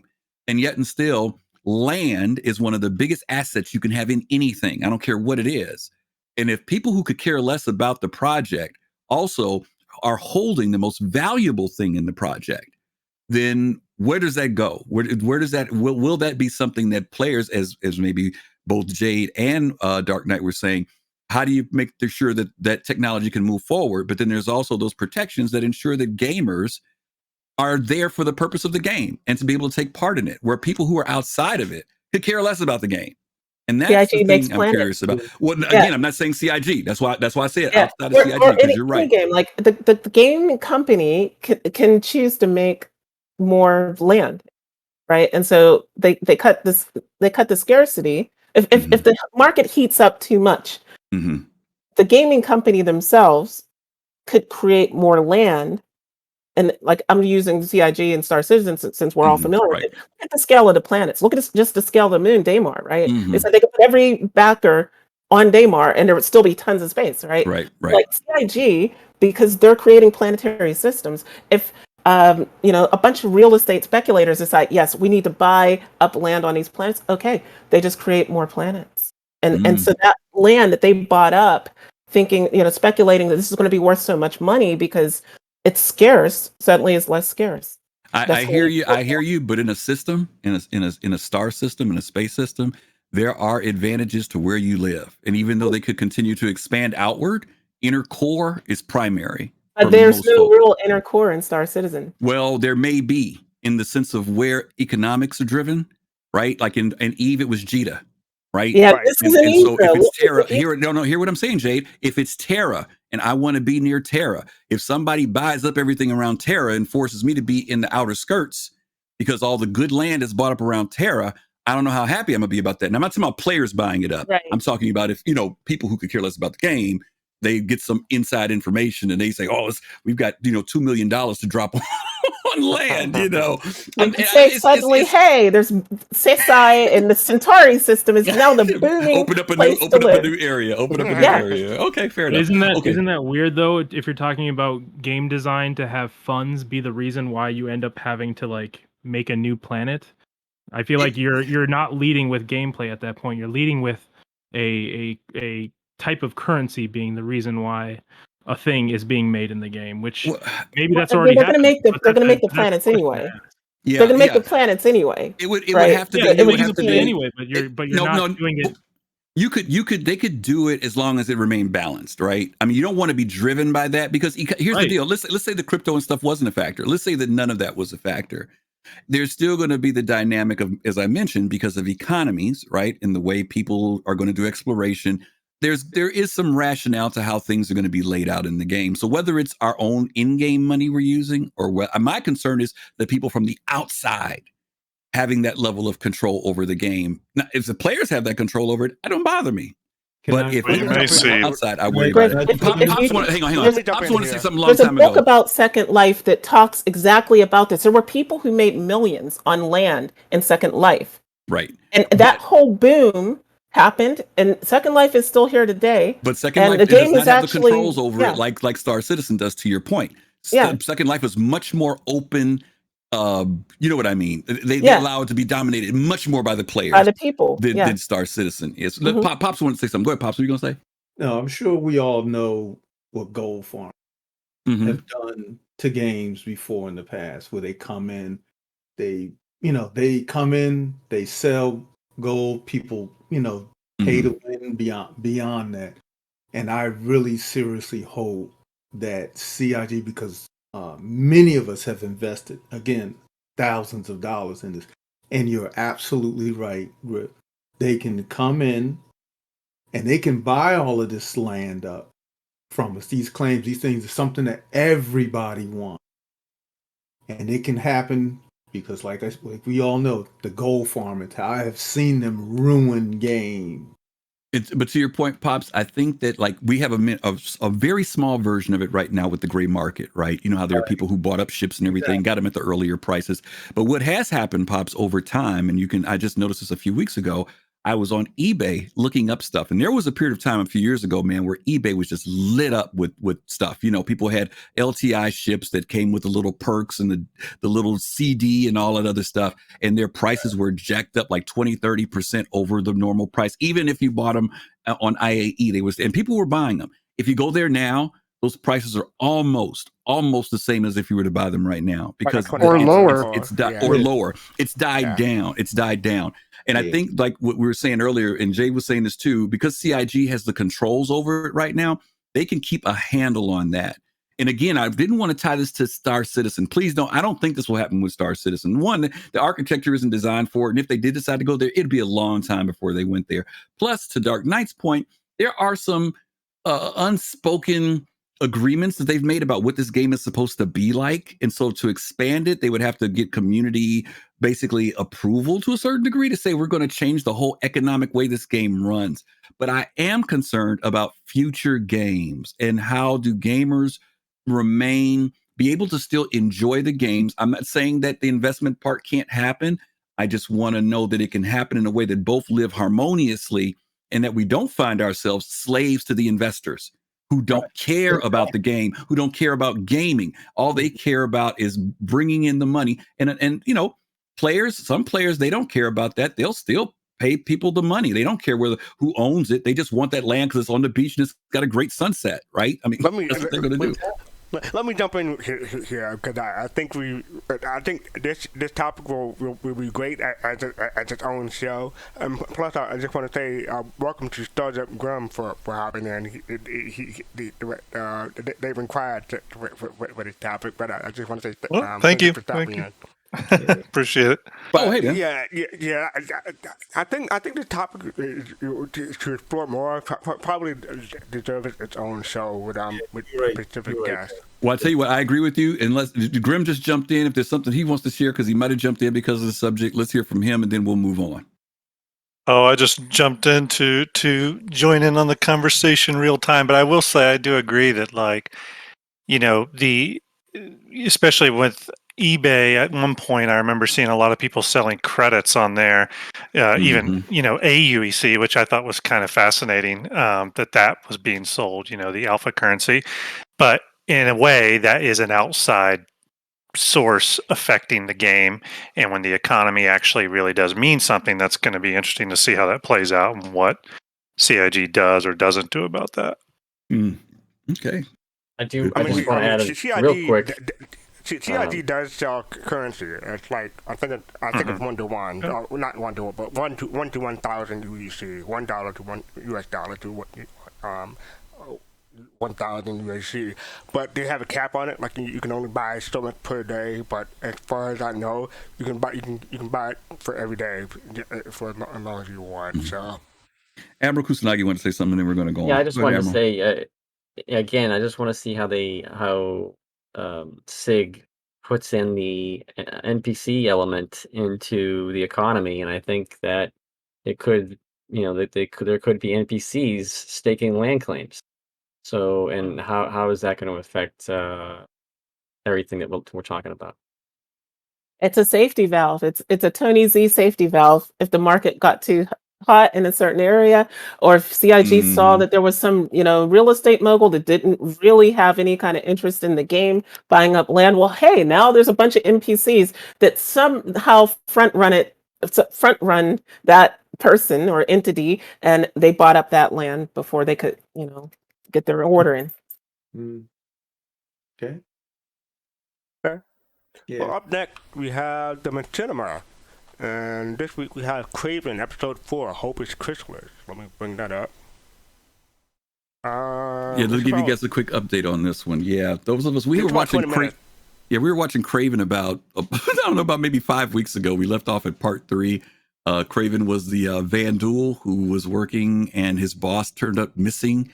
He was a miner, and evidently he's on work program, I guess, with the UEE as a captured Vandal. I don't know, but he went looking for his boss, and his boss, there's something dirty going on, that his boss turned up missing, and the game is going to kind of pick up from there. Okay.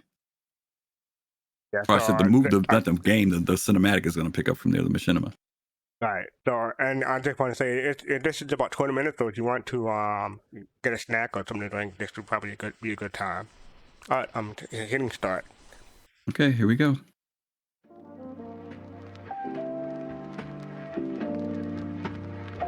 It's coming through with volume. I can't believe I just spent 3 days in the hospital for eating a tree fungus. My vision's still blurry, and I doubt the burns on my carapace will ever heal. Thankfully, Microtech's got free healthcare. I don't have to pay for any of it. I doubt the Miss Babbage hologram will ever forgive me. That's just gonna be awkward from now on. Never knew holograms were anatomically correct under their clothing. Oh, I can't do anything about it now. Might as well just drop off the checks, clean out my locker, find out if anyone's seen the boss man. Now you got the payroll, Kenny. Make sure everybody gets paid. Been real nice working with you. I'm gonna go clean out my locker. Gotta get back to Hurston. Thanks, Craven. Hurston security called looking for you. They said you better get back or they're sending out the hunter. I figured as much. I still got 3 years left in my servitude. Knew they'd be looking for me. The old man hasn't been around in 5 days, Craven. The cargo's running the company. They hit the DNA encoded contract. Say the old man took the money and ran. You know as well as I do, Kenny, the old man wouldn't do that to us. We need to get some help. Track him down, ask him ourselves, make sure he's okay. Something bad's happening here. Well, if you figure out how, Craven, I'll be here. Better get your ass back to Hurston before the hunters get you. Take it easy, man. The system is so messed up. Everybody's living in fear of tyrants, corporations. If only had a voice or a way to fight that. Things could change. Maybe have freedom once again. I'll see you around, Kenny. Going back to Hurston to finish my time.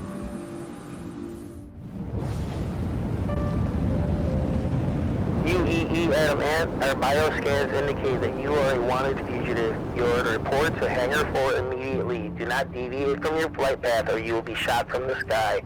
Then you are to report to Gavin Hurston's office immediately for reprimand.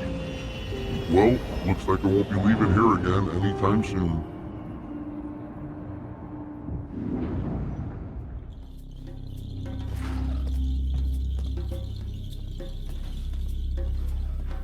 Colonel, the Vandal is back, the one who was snooping around on our corp asking about Terry. What should we do with him? He's on his way here to your office. Craven is of no concern, Transduit. He is a coward. He's only concerned for his boss. He knows nothing of what we plan. He knows Harry found a new element. If he were to mention that to the Imperial Authority, they would not hesitate to come destroy us and take it for themselves. You forget, Transduit. Craven is my most profitable slave. I will not give him up to you or anyone. He is a fool. No one would take him seriously. And the smell of him repulses most people. We have nothing to worry about from Craven. We are vulnerable until we have mined enough to destroy the headquarters of the Imperial Army and the government. Be sure your sentimentality doesn't get in the way, Colonel, and take more caution with whom you underestimate. Transduit, I believe you have a mining operation to oversee. I, as usual, will fix everything.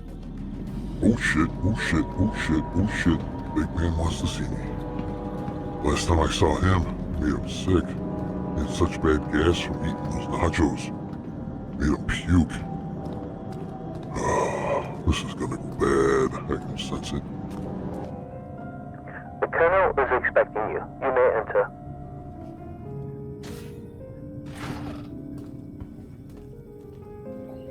Good evening, Colonel. I can explain everything. It wasn't running.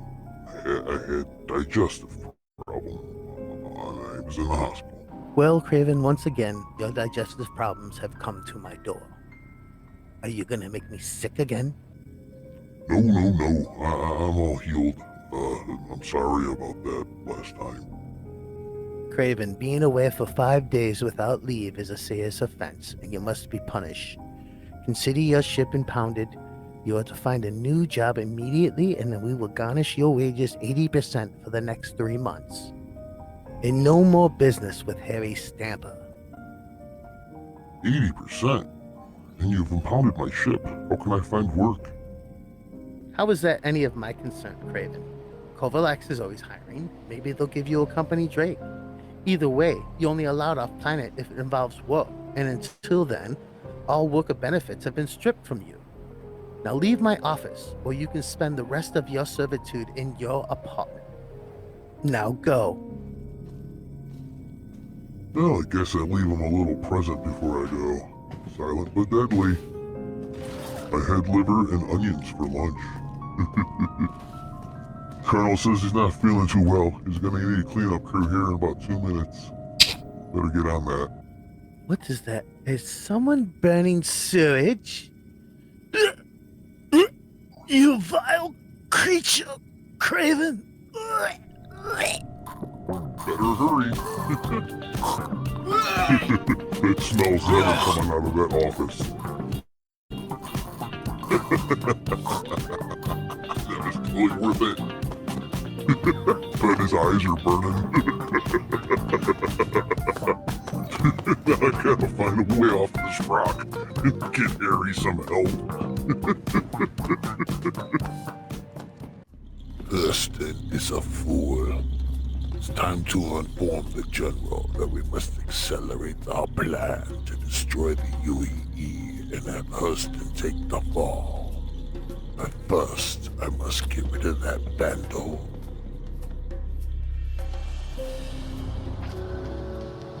I'm not sure how things could be worse, but I'll never find a job that'll get me off this rock and go find Harry. Just gotta keep searching, try and find some help. Job hunt begins in the morning.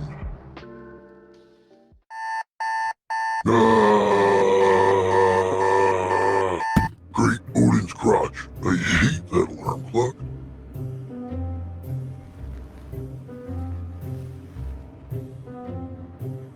Time to find a job and get off this rock. I gotta bomb the bowl first, though. Now time for bean water. What the? Where the hell's my cup? Who steals a man's bean water cup? That's like sacred.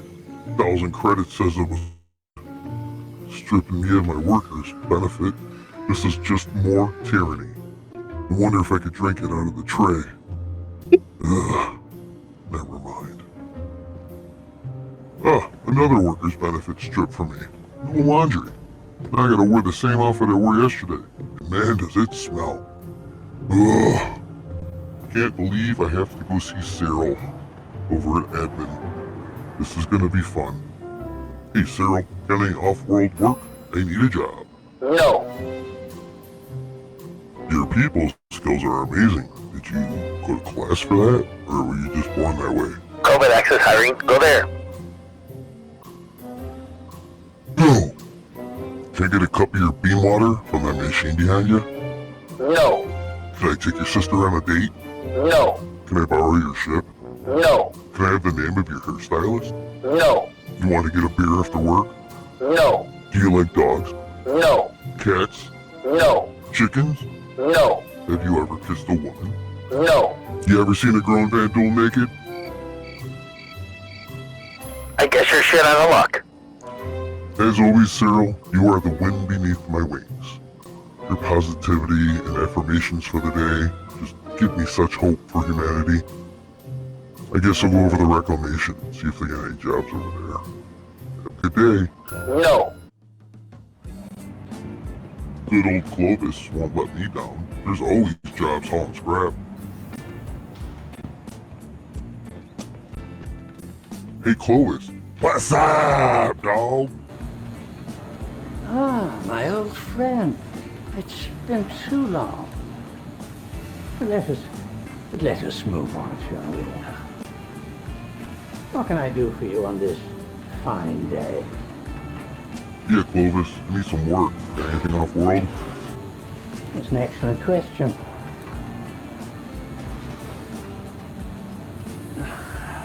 Well, I'm loath to dash your hopes, but the job well seems to have run dry for the moment. In the name of Fred Sanford's ghost, what the hell is going on? Can't even haul junk to her. Can't believe I've been reduced to this. I'm gonna have to become a Kovalex chimp. This is so degrading. I can't believe I'm gonna have to press that button. Hey, new ships. Awesome. Too bad I can't afford one. Hammerheads are amazing. I'd like to work on one. Whoa, what ship is that?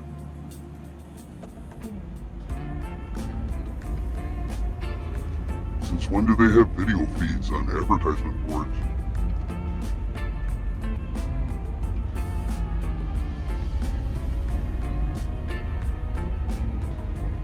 Ah, great. An Argo mole. The bane of my existence. Attention, people of the verse. Do not attempt to adjust your NFTs or your Mobiglass devices.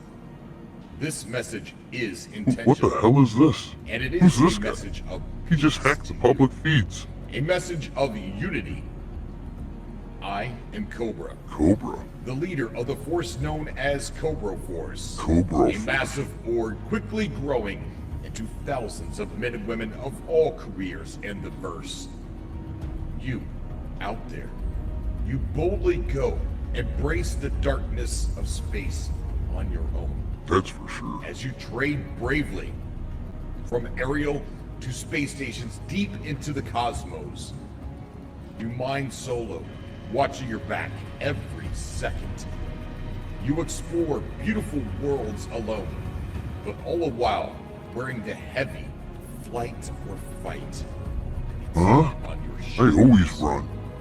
I am here to tell you that this does not have to be the way. I am here to tell you What that is he saying? do not That I have don't to have be to live alone. in fear? I am here to tell you that I am building an army. An army? An army of brothers and sisters who play together, trade together, mine together, and explore together. Wow. Look at their fleet. They have an army. Wow! Look at that! Hells yeah. Hey, Karen! Oh my God! Look at that! That's so cool!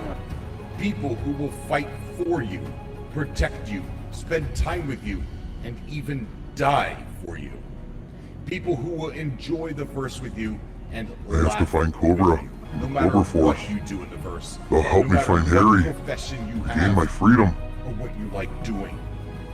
There is a place for you in the Cobra Force. And we need everybody. We need you. The time is now to be among friends. You no longer have to face pirates or murderers on your own.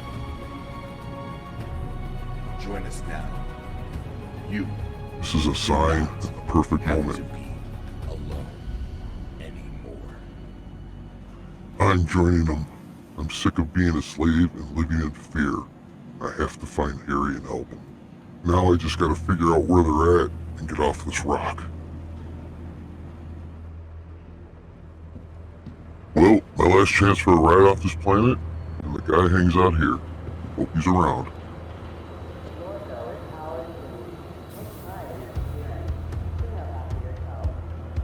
Hey, Fire, you seen Servanas around? Boy, he's at the bar. And that's why I need your help, Sylvanus. Had a lot of strange people show up today after that broadcast. Didn't think you would be one of them, Kraven. Harry needs help. The only ones who could help him would be the Cobra Force. And I want my freedom. I'm sick of being a slave. Don't mistake hope for bravado, Kraven. It's very dangerous. Seeing that you are blacklisted, Kraven, getting you off this planet would be next to impossible. The scanners would pick up your DNA signature in an instant and shoot you out of the sky. You're in luck though, Kraven. I know a good smuggler. His ship can't be scanned by their sensors. He'll want a lot of money, but he can get you off-world. He'll want at least 15,000. Do you have it? If I sell my ship, I might have enough. We'll make it so, Kraven, and then contact me when you have the credits, and I'll tell you where to go. I hope you find what you seek, Kraven. The Cobra Force turns out to be who they say they are, well, the system could use a little bit of that hope. Thanks, Sylvanus. Gonna owe you one. Kraven, when the hunters come for you, you run. Don't try and fight them. They'll kill you. You just run and keep running until you find what you seek. Running's what I do best, Sylvanus. But one day, I'm gonna have to turn around and fight.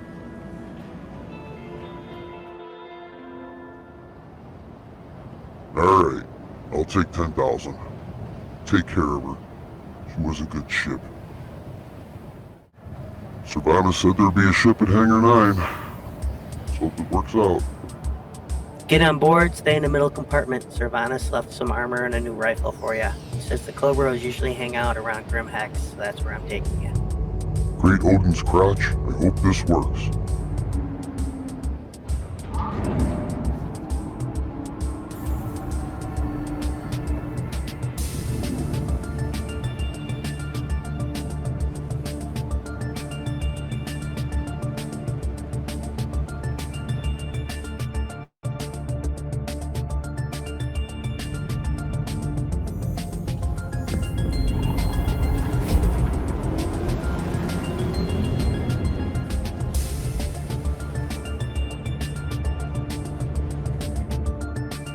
Nice outfit. I'm gonna fit in perfectly at Grimhex. Change my name to Craven the Terrible. Well, I'm on the way. Nothing's stopping me now. Until the hunters come.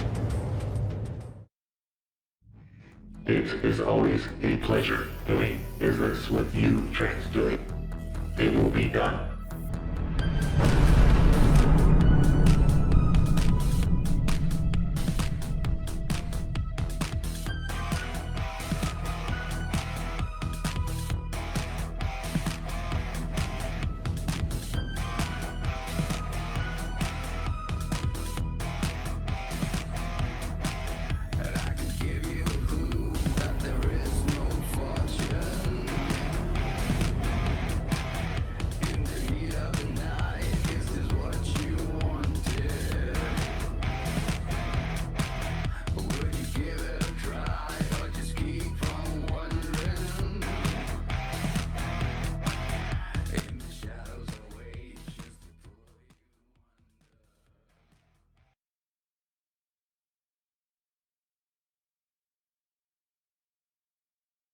Like we have 3 minutes left, but okay. Yep, All that's right. it. Okay, that's it. Well, let's go in order. Abby, what do you think of the episode 4? Oh well, to be honest, this is the first episode I've seen. Oh, okay. I'm a little bit behind. I got the general sense that we got ourselves a kooky protagonist with an affinity for liver and onions. And it was goofy. It had its funny moments. The thing that I'm taking away from this is just that it's really cool to see anyone can get involved with making machinima, and that's the important thing, that it's not your professional videographers and content people who are doing this kind of stuff, but it's everyone, and that's super cool. I really like that. Okay. Kusanagi, what are your thoughts? I definitely like. I mean, the first one was fantastic. This was still pretty funny at times.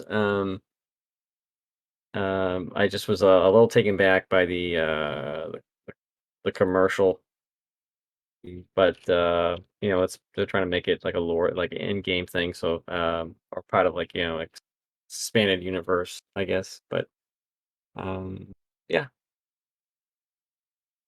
that's about it. All right. Dark Knight, what are your thoughts? Okay, so Uh-oh. okay, there we go. Okay. I was hitting the wrong button.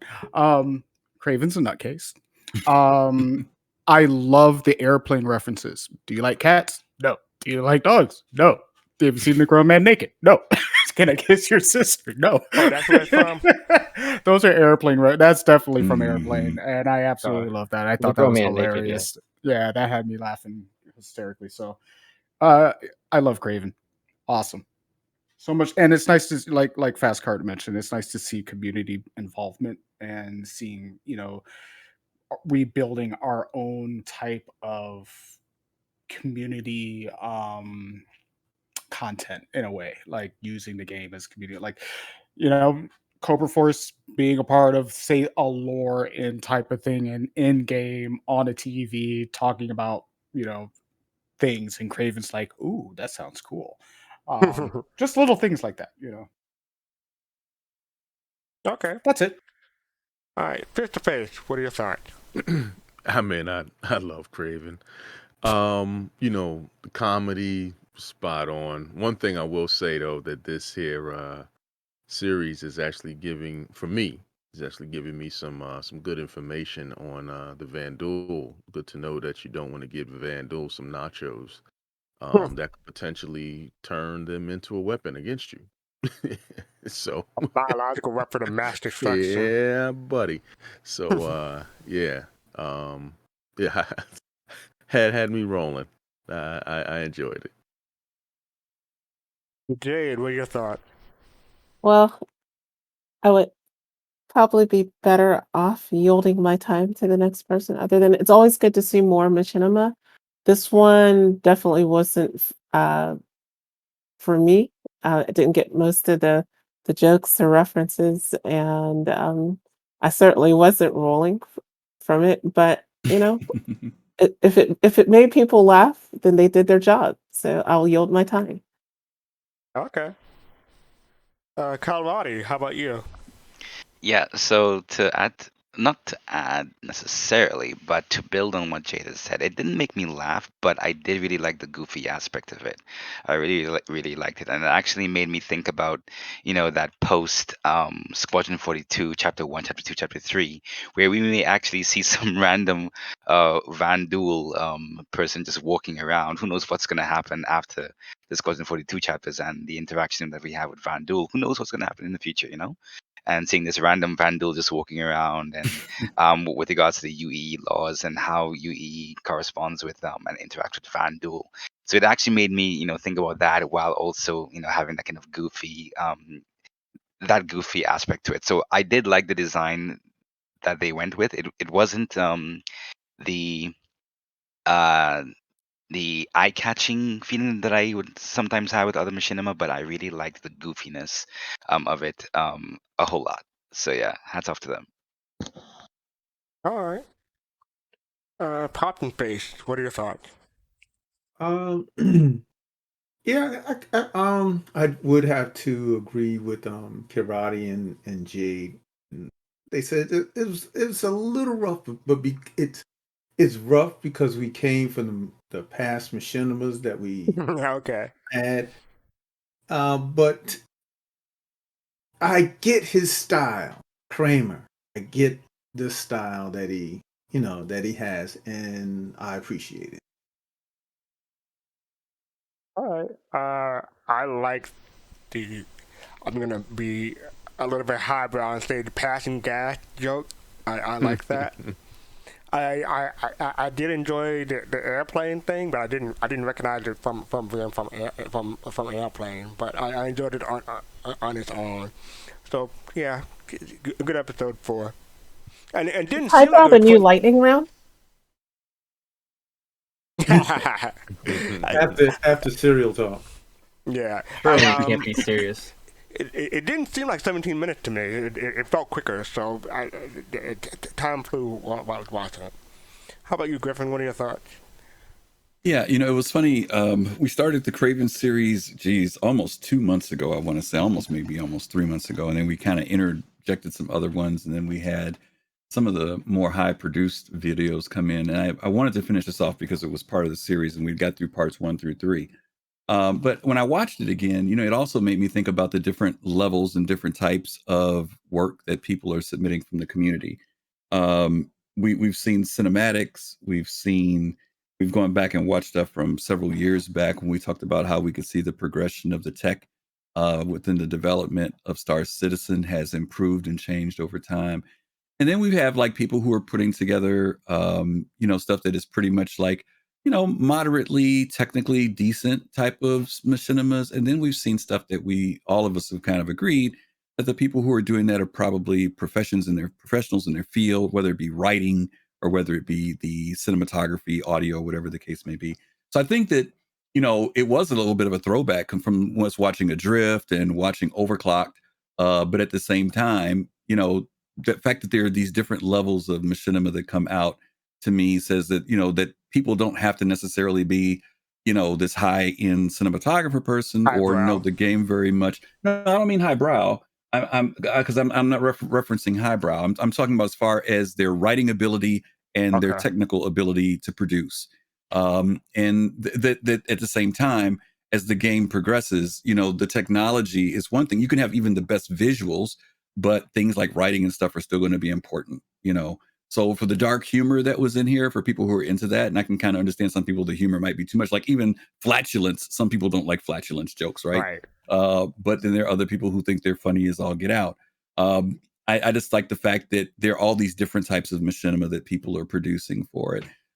Craven, I like the fact that they've created this personality in him, and the fact that he has this passion for finding his boss, which is what has been the theme through all this. And evidently there's a darker story even behind what's going on there. So, yeah, that's basically it for this one for me. Can I throw something in there, Griff, to add to what you were saying with regards to content creators and styles and professionalism, I guess, or experience? I hope that these guys don't get lost. We're getting spoiled now.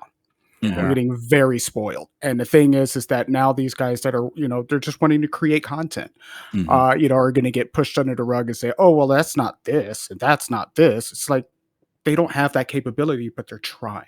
Yeah. And I hope we don't get to a point of shunning them just because they didn't have the highest quality audio or the highest quality video editing or things like that. These people are still spending hours and hours and hours doing all of this work to put something together. And I hope they get appreciated for it and not put down because it's not, the next. And to your point, I don't think that there's anybody who's putting it down. I think we're talking about that there are different levels, just like when we do, like if you were doing any type of film, film festival or whatever, right? You have some people who are just getting started, right? Just getting their feet wet, like you said, who are putting forth the time and effort because they want to aspire to making better, stuff. And I think that what we're going to see, and I think we saw it really reflected. Remember all the commercials they ran during CitizenCon? And Tyler had told us that there were like 40 something commercials that they ran. And they said that their problem was that they were all in their own way very good. They had a difficult time even weeding down to that because there was way more than that were submitted. Some of them were on the humor. Can I finish? And I'll be good to have it. Some of them were on the humor side. Some of them were much more serious. Some of them were like manufacturing. So you're going to have a variety of stuff in the community that the community produces. Go ahead, Fast Car. What are you going to say? I just want to say real quick that 42 episodes air, but they had a whole lot more that they couldn't air. That's all. Yeah, they had 96. And by the way, I wasn't criticizing the art style or, the professionalism or anything. It's just the humor wasn't my thing, and it was basically a humor focused machinima. So for me, that's why I said for me, it wasn't my thing. For me, but it made Face laugh, so they did their job. It doesn't take much to make Fist laugh, like that, right? I was gonna say, it does seem like it came off a little harsh in this, but kind of like what DK was saying, it was just like I definitely got more of the humor, but like there were certain scenes I was a little bit more critical of, probably because I'm a little spoiled now with the stuff that's out. For instance, the scene with the guy's like, no, no, no. It sounds like the guy, has a rough mic, but so I will say I think I'm a little spoiled because of that. But the what turned me off really was the product placement. I mean, I think it's really cool to have, quote unquote guest stars show up that who are well known by the community. But I was just like checking my watch. I'll say this to it, kind of chime in a little bit more. I mean, I mean, it's not the most polished machinima in terms of camera angles, camera movement, smoothness of panning camera, and all that stuff. But to me, I like it because it kind of gave it that character of an amateur comedy, and that's what I kind of liked about it. It's Craven. He's an amateur. He's in a UEE. He's in an unfamiliar place. He's a prisoner. So it kind of fits for me. And I will say about this particular part just before the Cobra Force comes on. Well, this part right here, the face of IP work is pretty good. Like his mouth and words match pretty well. So they do have a bit of technical expertise. I mean, to make anything like this, you have to have quite a bit of expertise because you have to, get your shots. You have to get people in place. I think that really this, like what I was saying before, you get people who, for their full-time jobs are doing video production or content creation or something like that, and then they get a hold of a game like Star Citizen, and the content shows. But most people aren't that. Most people aren't into video production or don't study that as a or do it as their day job. And what I love about Star Citizen is that it makes the barrier to entry, for everyone. Everyone can get in and do this. If you have an awesome idea, if you have some great comedic that you want to put in there, you have the opportunity to do so. And I love that. Okay, cool. Thank you. Any final thoughts before we move on? No, we're running late, so let's move on. All right, moving on. Just want to say, you already covered the Pioneer, but our next show on Sunday. I'm thinking about Friday night, but it's just Fright night. You want to cover this, Griffin? Yeah, we want to invite everybody. This Sunday, we've been talking about this for a couple of weeks. We're going to be doing a charity fundraiser for Games for Love. They are, as it says, they're dedicated to easing the suffering and saving lives and creating sustainable futures for children. They do distraction therapy for kids and in hospitals, and they are a very good charity. You can check them out at gamesforlove.org. And hopefully this Sunday, we're going to be streaming 4 horror games, since it'll be October 31st and Halloween. And since the horror of 30Ks seems to be diminishing in Star Citizen, we're going to do horror games. So we're going to be doing Devour, Labyrinthine. I'm sorry, I keep saying Labyrinth. It's Labyrinthine, Lunch Lady, and Phasmophobia. And some of the team members from Soul Citizens are going to be help us raise money for the charity. Also, we have some guests like Kai Zen. Cal Roddy's going to be here. And we've got some other guests. Pops is going to be here, Fist, and some other people that are going to be joining in to help us raise money this Sunday. So hope you guys can come this Sunday and hang out with us, have a lot of fun, watch us do a lot of hollering, because I guarantee you there's going to be a lot of hollering and laughing this Sunday as we raise money for this charity, Games for Love. There's a non-zero chance you'll hear me scream. I won't be hollering. I'll be screaming. Okay, I won't be hollering all that. I'll be screaming. I can tell you now, Calradi, I think you picked Labyrinth, right? No, you picked Phasmophobia, right? Okay, yeah. Lunch Lady we'll have a lot of fun with. There'll be a lot of jumping and laughing, but yeah, Phasmophobia is going to be a different story, and Devour is going to be a different story too. So it ought to be fun. So hey, Carbon Tales, thanks for dropping in. Yeah, it'll be an interesting Sunday. So we are raising money. Last year we did St. Jude's Children's Hospital. on Halloween, and we raised $2,000 for them. So hopefully we'll be able to do something very similar this weekend, and we look forward to it. We hope you guys can make it. Last year was War of the Worlds. This year it'll be Fright Night. And tomorrow night, I believe I'll be on the People's Radio, 2100 UTC, Jade? That is correct. 2100 UTC or Standard Earth Time. So yeah, that's card. The legend is back.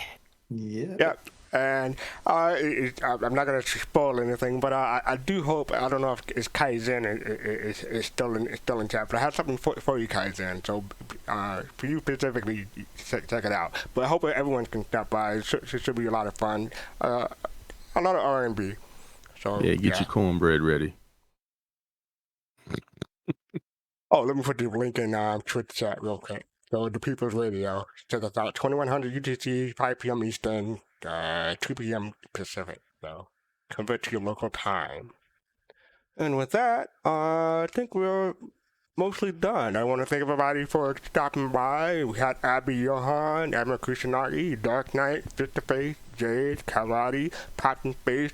We had Starjump Grim earlier. And thank my co-host, I didn't call you beautiful this time, Griffin Gaming RPG, for co-hosting with me, so I appreciate it. Make sure you stop by our social media. We're on YouTube, Twitter, Instagram, and we also on, you can check out our podcast or recording on SoundCloud too. So the links should be below on Twitch. And iTunes. And iTunes. Don't forget and iTunes. iTunes, okay. Mm-hmm. We also sell merchandise. We sell t-shirts, hats, mugs, and gamepads. So the link for those are down below also. We also have a Patreon. You should see, look at the start of the show, we have a special blurb for people who are patrons. So thank you for everyone for the support. With that, who are we rating today? Xylotrex. Alright, so make sure you send them out love from Soul Citizens, and I just want to say peace, love, and soul. Thanks, everybody. Take care all. Take Bye. care.